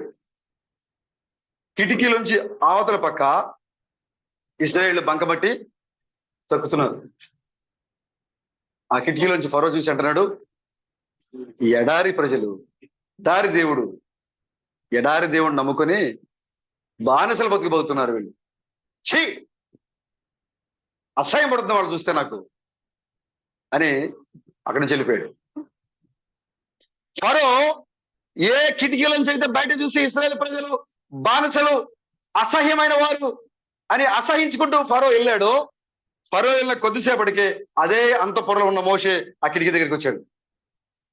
ఇప్పుడు ఫరో చూసిన ఆ కిటికీలోంచి మోషే బయటికి చూస్తున్నారు. ఫరో చూసిన ఇశ్రాయేలు జనాంగాన్ని మోషే చూస్తున్నారు. కానీ మోషే కంటికి ఆ కిటికీలో చూస్తుంటే ఇశ్రాయేలు ప్రజలు ఎలా ఉన్నారు? రాజ వస్త్రాలు పెట్టుకొని, కిరీటాలు పెట్టుకొని, దట్టి కట్టుకొని, పైనుంచి కిందకి నిలువుటంగిలు వేసుకొని రాజకుమారులా కనపడతారంట ఆయన. ఇంటి పెద్ద తేడా. అదే కిటికీలోంచి ఫరో చూస్తే బానిసలు, ఎడారి ప్రజలు, ఎడారి దేవుడు, వీళ్ళ దేవుడు వీళ్ళని ఎడారికి వదిలేశాడు, గాలికి వదిలేశాడు వీళ్ళ దేవుడు, ఛీ అని అసహించుకున్న ప్రజలు అదే కిటికీలోంచి అదే సమయంలో మోషే చూస్తూ ఉంటే వాళ్ళు ఎలా కనపడతారట? వాళ్ళ ఒంటి మీద బురద కనపట్లేదు బ్రదర్, వాళ్ళ ఎముకలు కనపట్లేదు, వాళ్ళ కన్నీళ్ళు కనపట్లేదు. ఎలా కనపడతారంట? వాళ్ళు రాజకుమారులు, రాజ వస్త్రాలు వేసుకుని అక్కడ ఆనందంగా గంతులు వేసుకుని కనపడుతుంది అక్కడ ఆయనకి. ఎంత వ్యత్యాసమో చూసారా? ప్రభుకి స్తోత్రం కలుగును గాక. ఇప్పుడు అత్యున్నతమైన సంఘంలో కూర్చున్న మీరు కూడా ఈ లోకానికి ఎలా కనపడుతున్నారు? ప్రేమ బెర్రం నమ్మే దేవుడా? ఎక్కడున్నాడండి ఆ బైబిల్? ఆ దేవుడు ప్రణం పేరు ఎక్కడన్నా బైబిల్ ఉందా? చూపిస్తావా? ప్రేమో చూపిస్తావా? ఎందుకయ్యా అబద్ధ బోధలు బోధిస్తారు? ఎందుకు మీరు అబద్ధం చెప్తారు? ఇచ్చే మీ అంత బోధం అబద్ధం. ఎన్ని బూతులు తింటారు మనల్ని? భయంకరమైన బూతులు, మన నోటితో చెప్పుకోలేని బూతులు, అసహ్యమైన బూతులు తింటారు. వాళ్ళకి మనం అలా కనపడుతున్నాం. ఛీ, అబద్ధ బోధకులారా. తిడుతున్నారు బ్రదర్, దేవాజీ బ్రదర్. తిట్టాలి బ్రదర్, తిట్టకపోతే తేడా ఉంది. నిన్న ఆ విధంగా తిట్టకపోతే తేడా ఉంది బ్రదర్ ఎక్కడో. ఇప్పుడు మోషే, 3వ యాత్ర మోషే నేను చూస్తున్నాడు. ఈ లోకం చూసిన అదే కిటికీలోంచి 3వ యాత్ర మోషే నీ వైపు చూస్తున్నాడు ఆయన. ఇప్పుడు నువ్వు ఎలా కనపడుతున్నావు ఆయన కంటికి? రాజకుమారులు మీరందరూ ఆయన కంటికి, ఆయన దృష్టికి గట్టిగా చెప్పడం. ఆనందంగా ఈ లోకము చూడడానికి నీవు వస్త్రాలు ధరించిన వాడిగా లేకపోవచ్చు, సరైన వస్త్రాలు లేకపోవచ్చు, ఆస్తి లేకపోవచ్చు, అంతస్తులు లేకపోవచ్చు, సరైన విధంగా వాక్యాత్రం లేకపోవచ్చు, నువ్వు ఒక పాస్టర్ గా గుర్తించబడడానికి నీ కారు లేకపోవచ్చు, బిల్డింగ్ లేకపోవచ్చు, లేదా ఇంకా రకరకాల ఆడంబరాలు నీకు లేకపోవచ్చు కాక. కానీ నీకు ఆ యొక్క 3వ యాత్ర మోషే నేను చూస్తున్నప్పుడు నువ్వు ఎలా కనపడుతున్నావు? రాజులైన యాజక సమూహం కూడా మీరందరూ కూడా రాజుల్లో కనపడతారు ఆయన కంటికి. ఎందుకంటే మీరు ఒక రోజున ఆ విధంగా మారబోతున్నారు కాబట్టి ఆయనకు తెలుసు. మోషేకి తెలుసు వీళ్ళు బానిసే కాదు, ఐగుప్తు దేశంలో పనిచేసే వాళ్ళు కాదు, వీళ్ళు ఓ రాజకుమారులు, అబ్రాహాము యొక్క సంతానం, వీళ్ళు వాళ్ళకు ఉండబోతున్నారు అక్కడ. హల్లెలూయా.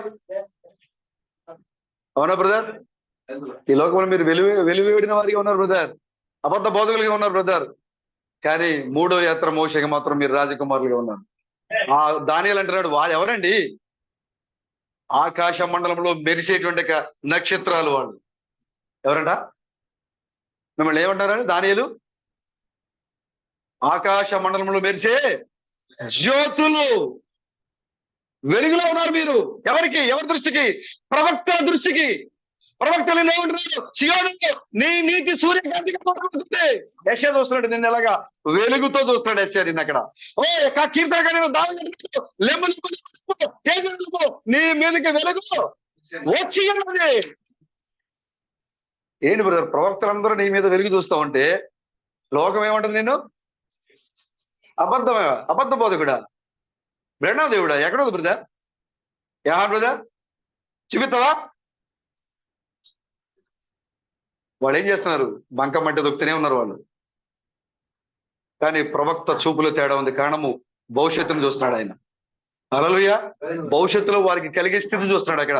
దానియేలు భవిష్యత్తులో అబ్రహాం యొక్క సంతానము ఆకాశ నక్షత్రంలో ఉండబోతుందని ప్రవచనం ఉంది. ఏ ప్రవక్త ఆ కార్య వర్తమానం వచ్చినప్పుడు, ఆ గడియలో ఆ వర్తమానికుడు అక్కడ నిలబడినప్పుడు ఆ యొక్క వర్తమానము గతంలో వెళ్ళిపోయిన వర్తమానికి లింక్ ఉంటుంది, పడబడి ఉంటుంది. రాబోయే వర్తమానికి లింక్ ఓపెన్ చేయబడి ఉంటుంది అక్కడ. ఇది మధ్యలో ఉండదు కదా, ఏది లేకుండా ఉండదు అక్కడ. వర్తమానికుడు వస్తే గతంలో ఉన్న వర్తమానానికి లింక్ వేయబడి ఉంటుంది. ఒకవేళ రాబోయే వర్తమానికుడు ఉంటే ఆయన వచ్చి దీన్ని కలుపుకోవడానికి లింక్ వదిలిపోయి ఉంటుంది అక్కడ. కారణము ఏ దేని నుంచి ఆ యొక్క వర్తమానం కొనసాగుతూ వస్తా ఉంది. అది మధ్యలో ఎవరిదైనా ఆపలేరు బ్రదర్. హల్లెలూయా. అందుకోసమే నువ్వు ఎక్కడైనా ఆగిపోతే, నీ లింక్ తెగిపోతే స్పష్టంగా చెప్పారు, నువ్వు ఏదైనా వెళ్ళిపో. ఎందుకంటే నీ లింక్ అక్కడ ఊడిపోయింది. ఊడిపోయిన లింక్ ని మళ్ళీ దానికి తగిలించుకో, అక్కడ తగిలించుకో. ఈ మధ్యలో ఊడిపోతే నీకు కుదరదు ఇక్కడ. ఈ లింక్ తెగిపోయిన లింక్ అక్కడికి వెళ్ళి తగిలించుకో. కారణము అక్కడి నుంచి వస్తా ఉంది అది. హల్లెలూయా. ఈ యొక్క గొప్ప దేవుడు ఎడారి దేవుడిగా వాళ్ళు అనుకుంటున్నారు, కానీ ఆయన ఇజ్రాయేల్ యొక్క గొప్ప దేవుడు. ఆయన ఒక రోజున తన ప్రవక్తను పిలిచాడు. ఆయన ఆ ప్రవక్త వచ్చినప్పుడు ఆ ప్రవక్తను ఎక్కలేపాడు. ఒక మంచి బిల్డింగ్ కట్టించి దాంట్లో ఒక పరిశుద్ధమైన స్త్రీని పెట్టి, ఆ స్త్రీ కన్న తర్వాత ఆయన చక్కగా మంచి అద్దాల గదిలో పెట్టి, ఎలాంటి ఇబ్బంది లేకుండా ట్రైనింగ్ ఇచ్చి, వాక్యాత్రం ఇచ్చి, మై డియర్ మోజెస్ నువ్వు ఫరోతో ఇలా మాట్లాడాలి ఆయన ట్రైనింగ్ ఇచ్చాడు కదా. ఎక్కడ దూరంగా ఏదైనా ఒక బిల్డింగ్ లో పెట్టాడు ఆయన్ని. ఎక్కడ పెట్టాడు కదా? ఈ చుట్టూ ఉన్న నీలోనే ఉన్నాడు వర్తమానికుడు. హల్లెలూయా. క్రీస్తు బ్రాణం ఎక్కడున్నాడు? ఓ సంఘం నుంచి వెళ్ళిపోయిన క్రీస్తు ఎక్కడున్నాడు? వారి మధ్య నుంచి. ఇప్పుడు ఇజ్రాయేల్ యొక్క విమోచకుడు మోషే ఎక్కడ? ఇప్పుడు ఎక్కడైతే వాళ్ళు మనుషులు, ఎక్కడైతే వాళ్ళు ఇబ్బందులు పడుతున్నారు, వారి మధ్యలోనే వారి యొక్క విమోచకుడు లేచాడు అక్కడ. వర్తమానికుడు ఎక్కడి నుంచి రాలేదు బ్రదర్. ఆయన ఏమీ పెద్ద అడావుడిగా ఆడంబరాలతో రాలేదు బ్రదర్. వారి యొక్క ప్రవక్త వారి మధ్యలోనే లేచాడు ఆయన. యేసుక్రీస్తు కూడా ఎక్కడ లేచాడు బ్రదర్? వారి మధ్యలోనే లేచాడు ఆయన. కానీ ప్రవక్త స్వదేశంలో ఘనహీనుడు, ఆయన ఆ ప్రాంతంలో గుర్తించబడలేడు. అక్కడ దేవుడు ఏలి అక్కడ మోక్షం లేపాడు. అక్కడ వారి మధ్యలో లేపాడు. అక్కడ తల్లిదండ్రులు పెంచలేకపోయారు. ఒక విధానం ద్వారా మరలా అంతఃపురంలోకి వెళ్ళాడు ఆయన. అక్కడ పెరిగాడు.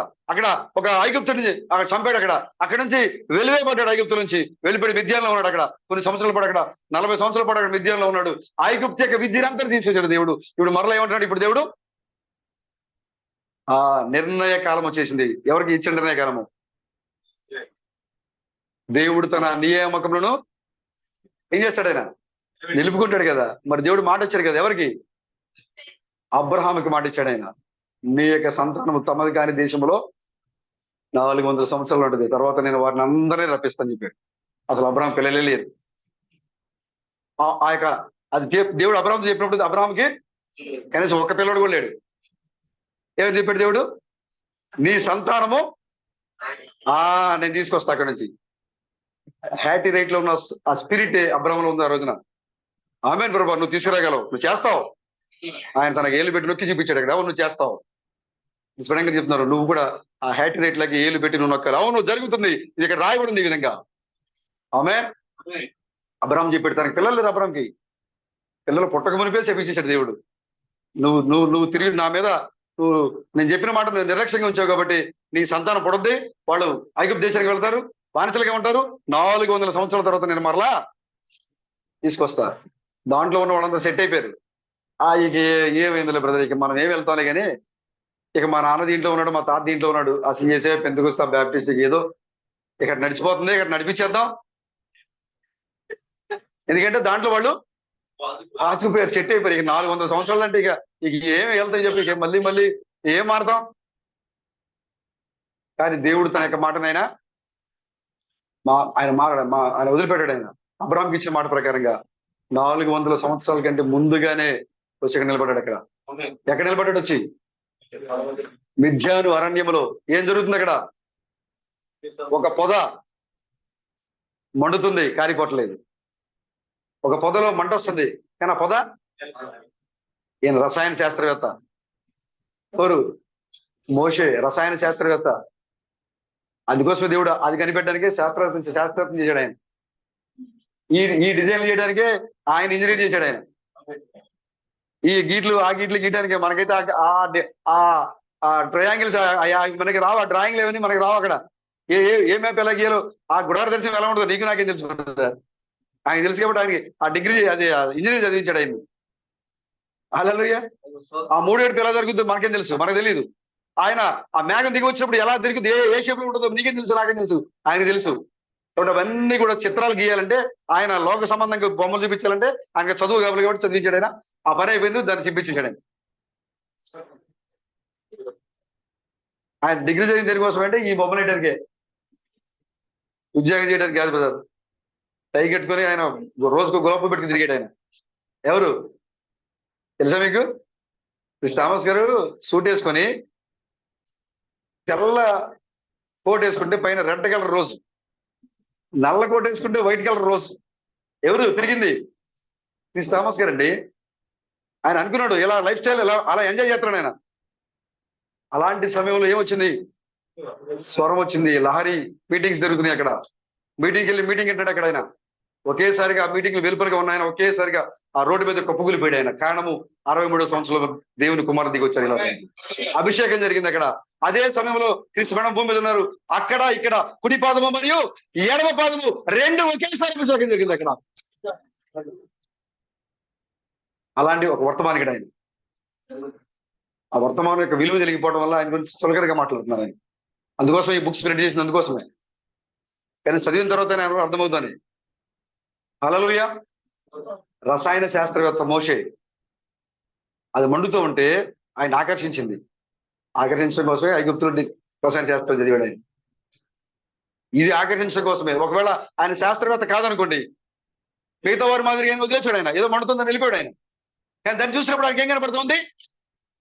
పొదలో మంట వస్తూ ఉంది, కానీ ఒక ఆకు కూడా కాలిపోవట్లేదు. ఆకర్షించింది. ఆయన శాస్త్రవేత్త కాబట్టి ఆయనలో ఒక ఆలోచన వచ్చింది.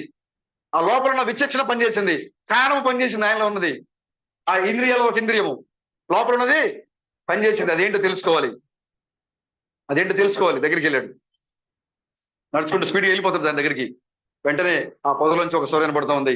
మోసెస్, నీవు నిలబడి ఉన్న ఈ స్థలము పరిశుద్ధ స్థలము, నీ చెప్పులు విప్పాయి. వెంటనే విధేయుడైపోయాడు స్వరానికి. ఆయన ఏదో అనుకుని వెళ్ళాడు అక్కడికి. ఏదో జరుగుతుంది అక్కడ, స్వరం వచ్చింది అక్కడ. నీ చెప్పులు విప్పేశాడు, మోకరించేసింది. స్వరానికైనా విధేయుడైపోయాడు. ఓ నీ యొక్క అబ్రాహాము దేవుడు, నీ ఇస్సాకు దేవుడు, యాకోబు దేవుడును, నీ పితరుల యొక్క దేవుడు నేను. అబ్రాహాముకి ఇచ్చిన మాట నెరవేర్చబడింది. ఆ సమయం ఆసన్నది కాబట్టి వారి యొక్క సంతానాన్ని విడిపించడానికి నేను దిగి వచ్చాను. హల్లెలూయా. వాళ్ళందరూ మర్చిపోయారు బ్రదర్. మేమేక వెళ్ళలేక ఐగుప్తుడు మీ పిల్లలు మాకు ఇచ్చి మా పిల్లల్ని మీరు చేసుకోండి. పెళ్లి చేసుకున్నారు వాళ్ళు. తెలుసా మీకు? కీరగాయలు దోసకాయలు పంచుకున్నారు. అన్న, అక్క, వదిన, ఇక మేము ఇక్కడ మీతోనే, ఇక మీ చుట్టాలు మాకు, మా చుట్టాలు మీకు. విశ్వాసకి అవిశ్వాసకి పొత్తుందా బ్రదర్? లేదు కదా. క్రీస్తుకి బెలయాలకి పొత్తుందా బ్రదర్? లేదు కదా. కానీ వీళ్ళు ఏం చేస్తున్నారు? ప్రవక్త యొక్క మాటలు విడిచిపెట్టేశారు. వారికి ఇవ్వడం వాగ్దానం విడిచిపెట్టేశారు. ఐగుప్తీయులతో సంగతం చేస్తా ఉన్నారు వీళ్ళు. కానీ దేవుడు మాత్రం విడిచిపెట్టేశారు. నిర్ణయ కాలంలో దేవుడు దిగి వచ్చాడు. ఎక్కడికి? మిద్యాను. ఏంటది? మండు చిన్న పొద. ముళ్ళ పొద. ఆ ముళ్ళ పొదగా ఓ మానవుడికి సూచనగా ఉంది, ముళ్ళ పొదగా ఒక అన్యుడికి సూచనగా ఉంది. నిర్ణయ కాలంలో దేవుడు ఒక మానవుడైన ఒక అన్యుడైన క్రీస్తు బెడవలోనికి ఓ అగ్నిస్తంభం దిగి వచ్చింది ఈ లోకానికి. ఎవరైనా అగ్నిస్తంభము ముళ్ళ పొద ఎవరు దేనికి సూచనగా ఉంది? ముళ్ళ పొద అనగా ఒక అన్యుడికి సూచనగా ఉంది. ఈ చివరికాల సమయంలో వచ్చిన ముళ్ళ పొద ఎవరు? క్రీస్తు బ్రహ్మ. ఆయనలోకి ఎవరు దిగి వచ్చారు? అగ్నిస్తంభం దిగి వచ్చింది. ఆ అగ్నిస్తంభం ముందు నిలబడింది ఎవరు? ఎవరు నిలబడ్డారు? మూడవ యాత్ర మోషే. ఎవరైనా క్రైస్తామస్. ఓ ఈ ముళ్ళ పొదలో ఉన్నది మానవ అతీతమైన వెలుగు. ఇది మామూలుగా జరిగి వచ్చే వెలుగు కాదు. ఇది ఒక అతీతమైన వెలుగు. రసాయన శాస్త్రవేత్త, నిజమైన రసాయన శాస్త్రవేత్త కనిపెట్టాడు ఈయన. హల్లెలూయా. మేఘంలో దేవుడు దిగి వచ్చాడు. దేవుని కుమార సముద్రం యోగారు దిగి వచ్చింది. ఓ 7 ఉరుముల్లో దేవునికి నామం దాగబడింది. కనిపెట్టిన రసాయన శాస్త్రవేత్త క్రీస్తు థామస్ అయినాడు ఆయన. నిర్ణయ కాలంలో హల్లెలూయా, నిర్ణయ కాలంలో దేవుడు వారిని విడుదల చేయడానికి దేవుడు దిగి వచ్చాడు భూమి మీద. ఇప్పుడు ఆ దేవుడు ఎక్కడికి వెళ్ళాడు? ఇప్పుడు మోషేలో ఉన్నాడు. ఇప్పుడు ఎక్కడున్నాడు? ఇప్పుడు దేవుడు మోషే చేతి కర్ర వచ్చింది. ఇప్పుడు దేవుడు ఎక్కడున్నాడు? ఇప్పుడు మోషే యొక్క కర్రలో ఉన్నాడు, మోషేతో ఉన్నాడు. ఇప్పుడు ఐగుప్తు దేశానికి దేవుడు ఎవరు? ఇప్పుడు మోషే. ఓ దేవుడు చెప్తున్నాడు, నువ్వు వెళ్ళిపో అక్కడికి. ఇగో వాళ్ళు చెప్పారు, రాజుతో చెప్పు. ఓ దేవుడు తన ప్రజలు తీసుకెళ్ళడానికి వచ్చాడు, విడిపించమని చెప్పి నువ్వు రాజు అడిగి వెళ్ళి. వెళ్ళిపోయాడు మోషే. రాజా, భూమికి ఆకాశం సృష్టికర్త యెహోవా యొక్క సేవకుడు నేను. ఏడు ఎంత ధైర్యం! మన ముందు నుంచి పారిపోయిన వాడికి ఇంత ధైర్యం వచ్చింది ఏంటండి? ఎలా పారిపోయాడు మోషే? ఒక ఐగుప్తుని చంపి పారిపోయాడు. కానీ ఇప్పుడు ఎలా ఉన్నాడు? ఇప్పుడు ఈ వంగిపోయిన కర్రతో నిలబడి ఆ కర్ర రాజు చెప్తాడు, ఫరో దేవుని ప్రజలను పంపించాయి, లేదా దేవుని యొక్క ఉగ్రతను చూడబోతున్నావు. ఆశ్చర్యపడుతుంది. ఏంటి మన ముందు నుంచి పారిపోయిన ఈయనేనా? మోషేనా మాట్లాడేది? అవును, నేను మోషేనే. హల్లెలూయా. ఎంత ధైర్యం వచ్చింది మోషేకి? అవును, ఎదుగు, యెహోవాతో అభిషేకంతో నింపబడి ఉన్న ఆయన. ఇప్పుడు ఆ గుడ్డివాడి దగ్గరికి వచ్చి వాళ్ళు ఏమన్నారు? ఏయ్, గుడి దగ్గర అడుగుకునేది నువ్వే కదా? నేనే. మరి ఎలా చూస్తున్నావు? నీ కళ్ళు ఎలా వచ్చింది? ఏసని ఒక ఆయన వచ్చాడు, ఆయన నా కళ్ళు నన్ను ముట్టి స్వస్థపరిచాడు. ఆయన నా కళ్ళు వచ్చింది. ఏంటిది? మళ్ళీ చెప్పు. ఏసని ఒక ఆయన వచ్చాడు, ఆయన నన్ను ముట్టుకున్నాడు, నా కళ్ళు తెరవబడ్డాయి. ఏయ్, ఇది సరిగ్గా చెప్పట్లేదు. కానీ నేను పక్క నుంచి వాళ్ళ అమ్మ నాన్న పిలవడరా. వాళ్ళ అమ్మ నాన్న పిలిచారు. వాళ్ళ అమ్మ నాన్న భయపడ్డారు. ఎందుకంటే యేసు నమ్ముతున్నామంటే ఏం చేస్తారు? వెలేస్తారు. కాబట్టి భయపడ్డారు వాళ్ళు. ఎందుకంటే ఆ రోజుల్లో దేవుడు ఎవరు? యెహోవా. కానీ వీళ్ళు ఏం పేరు చెప్తున్నారు? యేసు అంటున్నారు. ఒకవేళ ఈ తల్లిదండ్రులు వచ్చి అవునండి యేసు ప్రవక్తే, గొప్ప దేవుడే, మా ఊరు చూపించాడండి అన్నారనుకో, వీళ్ళని మన ఊర్లోంచి బయటకు పంపించండి, ఉండకూడదు ఇక్కడ. దేవాజీ బ్రదరు, నువ్వు బ్రహ్మ నమ్మేవా? నువ్వు ఇంట్లో ఉంటావు ఏం లేదు. జరిగిందా లేదా? ఆ గుడ్డివారి కళ్ళు యొక్క తెరవబడిన తల్లిదండ్రులు వచ్చారు అక్కడికి. వాళ్ళు భయంతో ఉన్నారు. ఇప్పుడు యేసు నిజమే, ఆయన మా వాడి కళ్ళు తెరిచాడు, వీడు మా కుమారుడే, అతను యేసు కళ్ళు తెరవబట్టి వీడు చూస్తున్నాడని చెప్పామా? వీరు మమ్మల్ని వెలేస్తారేమో, బైబిల్లో రాయబడింది చదవండి, వెలేస్తారేమో అనే భయముతో వాళ్ళు ఏమన్నారు తెలుసా? అయ్యా, వాడు జ్ఞానవంతుడు, ఎదిగిన వాడు, ఏదైనా ఉంటే మీరు వాడినే అడిగి తెలుసుకోండి అయ్యా, మాకు మాత్రం ఏం తెలియదండి. భయపడ్డారు. కొత్త నమ్ము, కొత్త దేవుడు, కొత్త ప్రార్థన. భయపడ్డారు వాళ్ళు మరలా పిలిచారు వాడిని. ఎట్రారా మళ్ళీ పిలిచారు. నిజం చెప్పారు, గట్టిగా చెప్పు.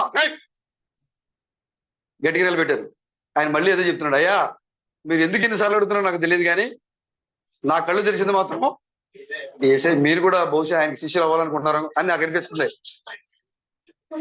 మీరు ఎన్నిసార్లు అడుగుతున్నారంటే మీరు కూడా ఆయన శిష్యులు అవ్వదాం అనుకుంటారు కదా. వెంటనే అక్కడ ఉన్న శాస్త్రీయ పరిచయలకు ఏమైంది? మేము మోషే శిష్యులము. ఏసెవరు? మనిషి ఆయన. మోషే, మా దేవుడు మోషే ద్వారా మా సైన్యం నడిపించాడు. ఆయన మోషే ద్వారా ఎర్ర సముద్రాన్ని తయారు చేశాడు. ఆయన ఐగుప్తు దేశానికి ఎరగలించాడు. మేము ఎవరమే? మోషే శిష్యులము. మోషే కంటే గొప్పవాడి ఇక్కడ నిలబడున్నాడు, ఏలియా కంటే గొప్పవాడి ఇక్కడ నిలబడున్నాడు, అబ్రహాము కంటే గొప్పవాడి ఇక్కడ నిలబడున్నాడు. ఆ సంగతి వారెవరికి తెలియదు అక్కడ. చూసారా? ఇప్పుడు భయపడి పారిపోయి ఐగుప్తు దేశాన్ని విడిచిపెట్టి పారిపోయిన మోషే ఏం చేస్తున్నాడు? వంగిపోయింది ఆ కర్ర. సాఫ్ కలిగేది అది. మెలిదిరిగి ఉంది ఆ కర్ర. దాన్ని చూపించాడు రాజుకి. రాజా, ఫరో. ఎవరు? ఆ మోషే. మన చూసి పారిపోయిన మోషేనా? మోషేనే. ఏంటి ధైర్యము? ఇప్పుడు ఆయన మామూలు మోషే కాదు, దేవుడైన మోషే. హల్లెలూయా. ఐగుప్తు దేశానికి ఆయన దేవుడే ఉన్నాడు. ఇప్పుడు ఆయన భయపడిపోయినా, ఎందుకంటే ఇప్పుడు మోషే దేవుడు మోషేలో ఉన్నాడు. ఇప్పుడు దేవుడు మోషేలో ఉన్నాడు ఇప్పుడు. కాబట్టి ఇప్పుడు ఆయన ఎవరికి భయపడి ఇప్పుడు ఆయన అన్నాడు, ఇదిగో రాజా, దేవుని యొక్క ప్రజలను విడిచిపెట్టు. అలా విడిచిపెట్టకపోతే ఏం చేస్తావు? ఏం చేస్తానా? ఇదిగో ఈ కర్ర పడేస్తున్నా, పాము అయిపోద్ది. ఇప్పుడు మోషే ఏం చేశాడు? పడేసాడు కర్రని. ఏమైపోయింది? ఎగతాళి చేస్తాడు ఫరో. అబ్బో, భయం వేస్తుంది. మనోళ్ళు పిల్ల ఉన్నాయా ఏంటి ఈ చిన్న చిన్న కథలు? ఎవరంటున్నారు? ఫరో. ఇవన్నీ చిన్నప్పుడు చూసాం మోసే. ఈ కథలు మాకు చిన్నప్పుడే తెలుసు. పిల్లడు మనోళ్ళు పిల్లలు సార్, మన పిల్లలు వాళ్ళు వచ్చి ఏం చేశారు? వాళ్ళ కర్రల కింద పడేశారు. ఇప్పుడు ఏమైనాయి? ఇది పరీక్ష.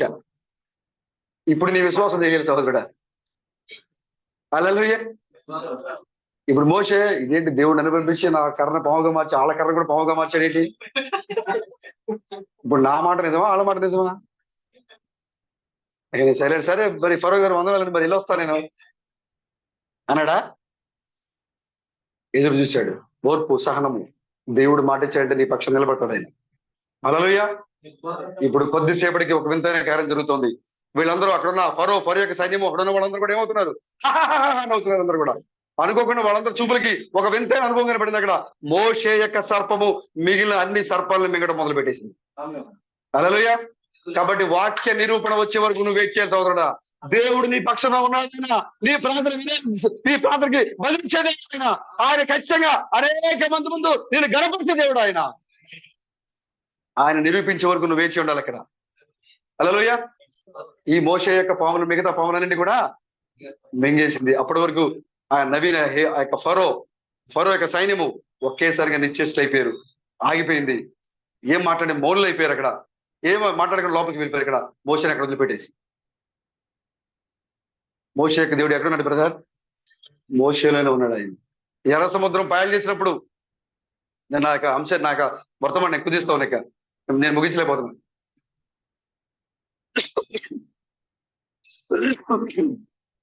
మోషే ఎర్ర సముద్రాన్ని పాయలు చేసినప్పుడు ఆ మోషే నడుచుకుంటూ వస్తూ ఉన్న సమయంలో వెనక వైపున ఐగుప్తు సైన్యము, మరోవైపున పర్వతాలు, ఈ పక్కన ఎర్ర సముద్రం ఉంది. ఇక వాళ్ళు ఎటు కూడా వెళ్ళలేని పరిస్థితి.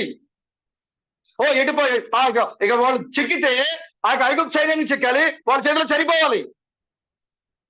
ఇప్పుడు వాళ్ళందరూ కూడా చూసినప్పుడు మొత్తం అందరూ కూడా ఒకేసారిగా మోషే మీద తిరుగుబాటు చేశారు.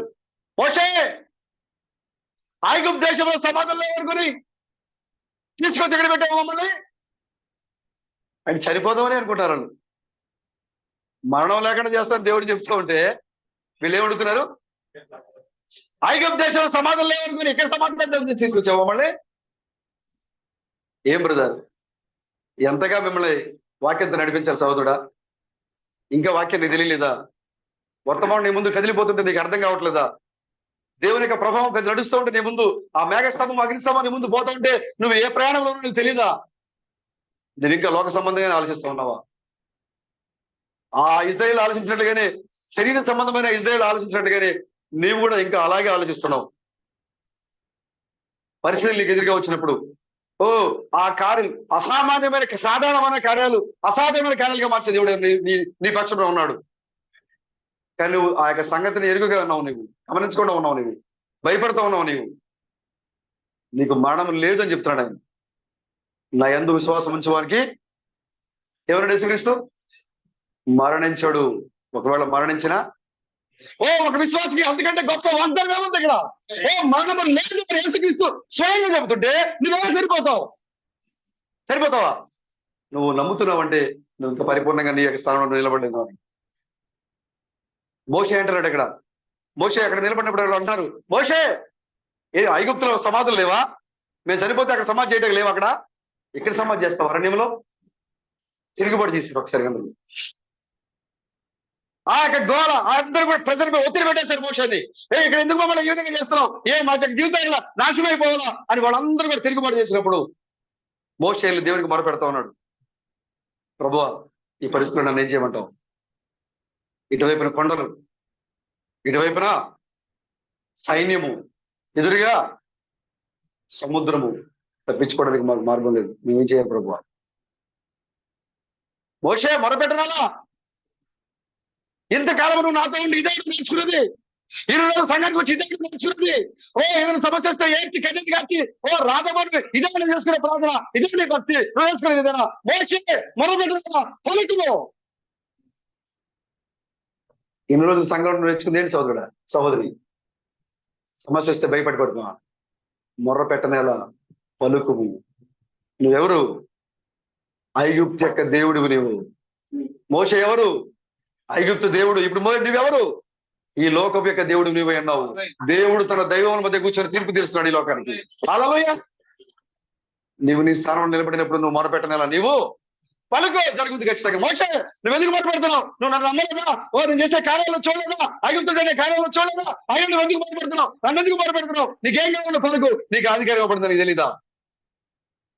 హల్లెలూయా. నేడు అదే ప్రశ్న మమ్మల్ని అడుగుతున్న సోదరుడు, మీకు తెలీదా? మీకు తెలియదా బ్రదర్? అదే అధికారం మీకు ఇవ్వబడుతుంది, మీకు తెలియదా? దేవుడు మనకంటే ముందుగా మన పెద్దలతో ఎలా వ్యవహరించాడో మీకు తెలియదా? మీకు తెలియదా బ్రదర్? తెలిస్తే మొరపెట్టని ఇలా పలకండి, మీ స్థలంలో మీరు నిలబండి, నువ్వు పలుకు, అది జరుగుతుంది ఖచ్చితంగా. హల్లెలూయా. మోషే మొరపెడుతున్నాడు ప్రభుకి. ప్రభు చెప్తున్నారు, మొరపెట్టని ఎలా పలుకుము. దేవుని యొక్క మాట ప్రకారంగా మోషే ఏం చేస్తాడు? తన యొక్క కర్ర ఏం చేశాడు? సముద్రం వైపు తిప్పి చూపించాడు. అంటే అది 2 పాయలుగా చీలిపోను కాక. ఈ సముద్రం 2 పాయలుగా చీలిపోయేందుకు శత్రువులు వచ్చి ఇజ్రాయేల్ సైన్యం మీద పడకుండా, శత్రువులు దేవుడి యొక్క ప్రజల మీద యుద్ధం చేయకుండా, వారు ఎలాంటి ముట్టకుండా ఉండడం కొరకు మేఘ స్తంభం, అగ్ని స్తంభం అక్కడ నిలబడింది. అక్కడ హల్లెలూయా. తెల్లవారులు అక్కడ ఇజ్రాయేల్కి ఐగుప్తు సైన్యానికి మధ్యలో ఎవరు నిలబడ్డారు? మేఘం వచ్చి నిలబడింది అక్కడ. వారు చూడలేకపోయారు. ఏం జరుగుతుందో వాళ్ళకి అర్థం కాలేదు. తెల్లవారేసరికి ఇక్కడ ఏం జరిగింది? ఇక్కడ ఏమొచ్చింది? ఇక్కడ తూర్పు గాలి వచ్చి ఎర్ర సముద్రాన్ని కొట్టగా ఏమైంది? ఎర్ర సముద్రం ఒకటి నిలబడిన ప్రేమ బ్రదర్ ఆ రోజున. హల్లెలూయా. నువ్వు పలకగా, నువ్వు మాట్లాడగా ఎర్ర సముద్రము 2 పాయలుగా చీల్చబడింది. అక్కడ తూర్పు గాలి ఎర్ర సముద్రాన్ని చీల్చేది సహోదరుడా. నీ యొక్క వర్తమానము ఇదిగో మోషే కాలానికి వెనకబాటుకి వెళ్ళి ఆ కాలంలో ఎర్ర సముద్రాన్ని 2 పాయలుగా చీల్చి 6 నెలలుగా మార్చింది. అక్కడ ఇప్పుడు ఇప్పుడు దేవుడు దేవుడు ఇప్పుడు ఇప్పుడు యెహోషువలో ఉన్నాడు ఇప్పుడు. హల్లెలూయా. అది అర్థం అవడం కోసమే ఎలీషా అడుగుతున్నాడు, ఏలియా దేవుడు ఎక్కడ ఇప్పుడు? ఎరుకో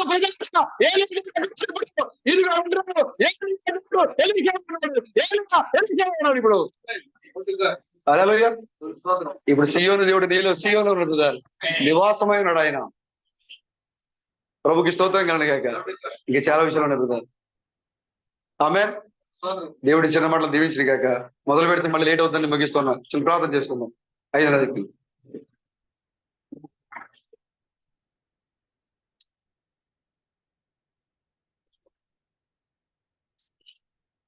మనమందరం లేచి నిలబడి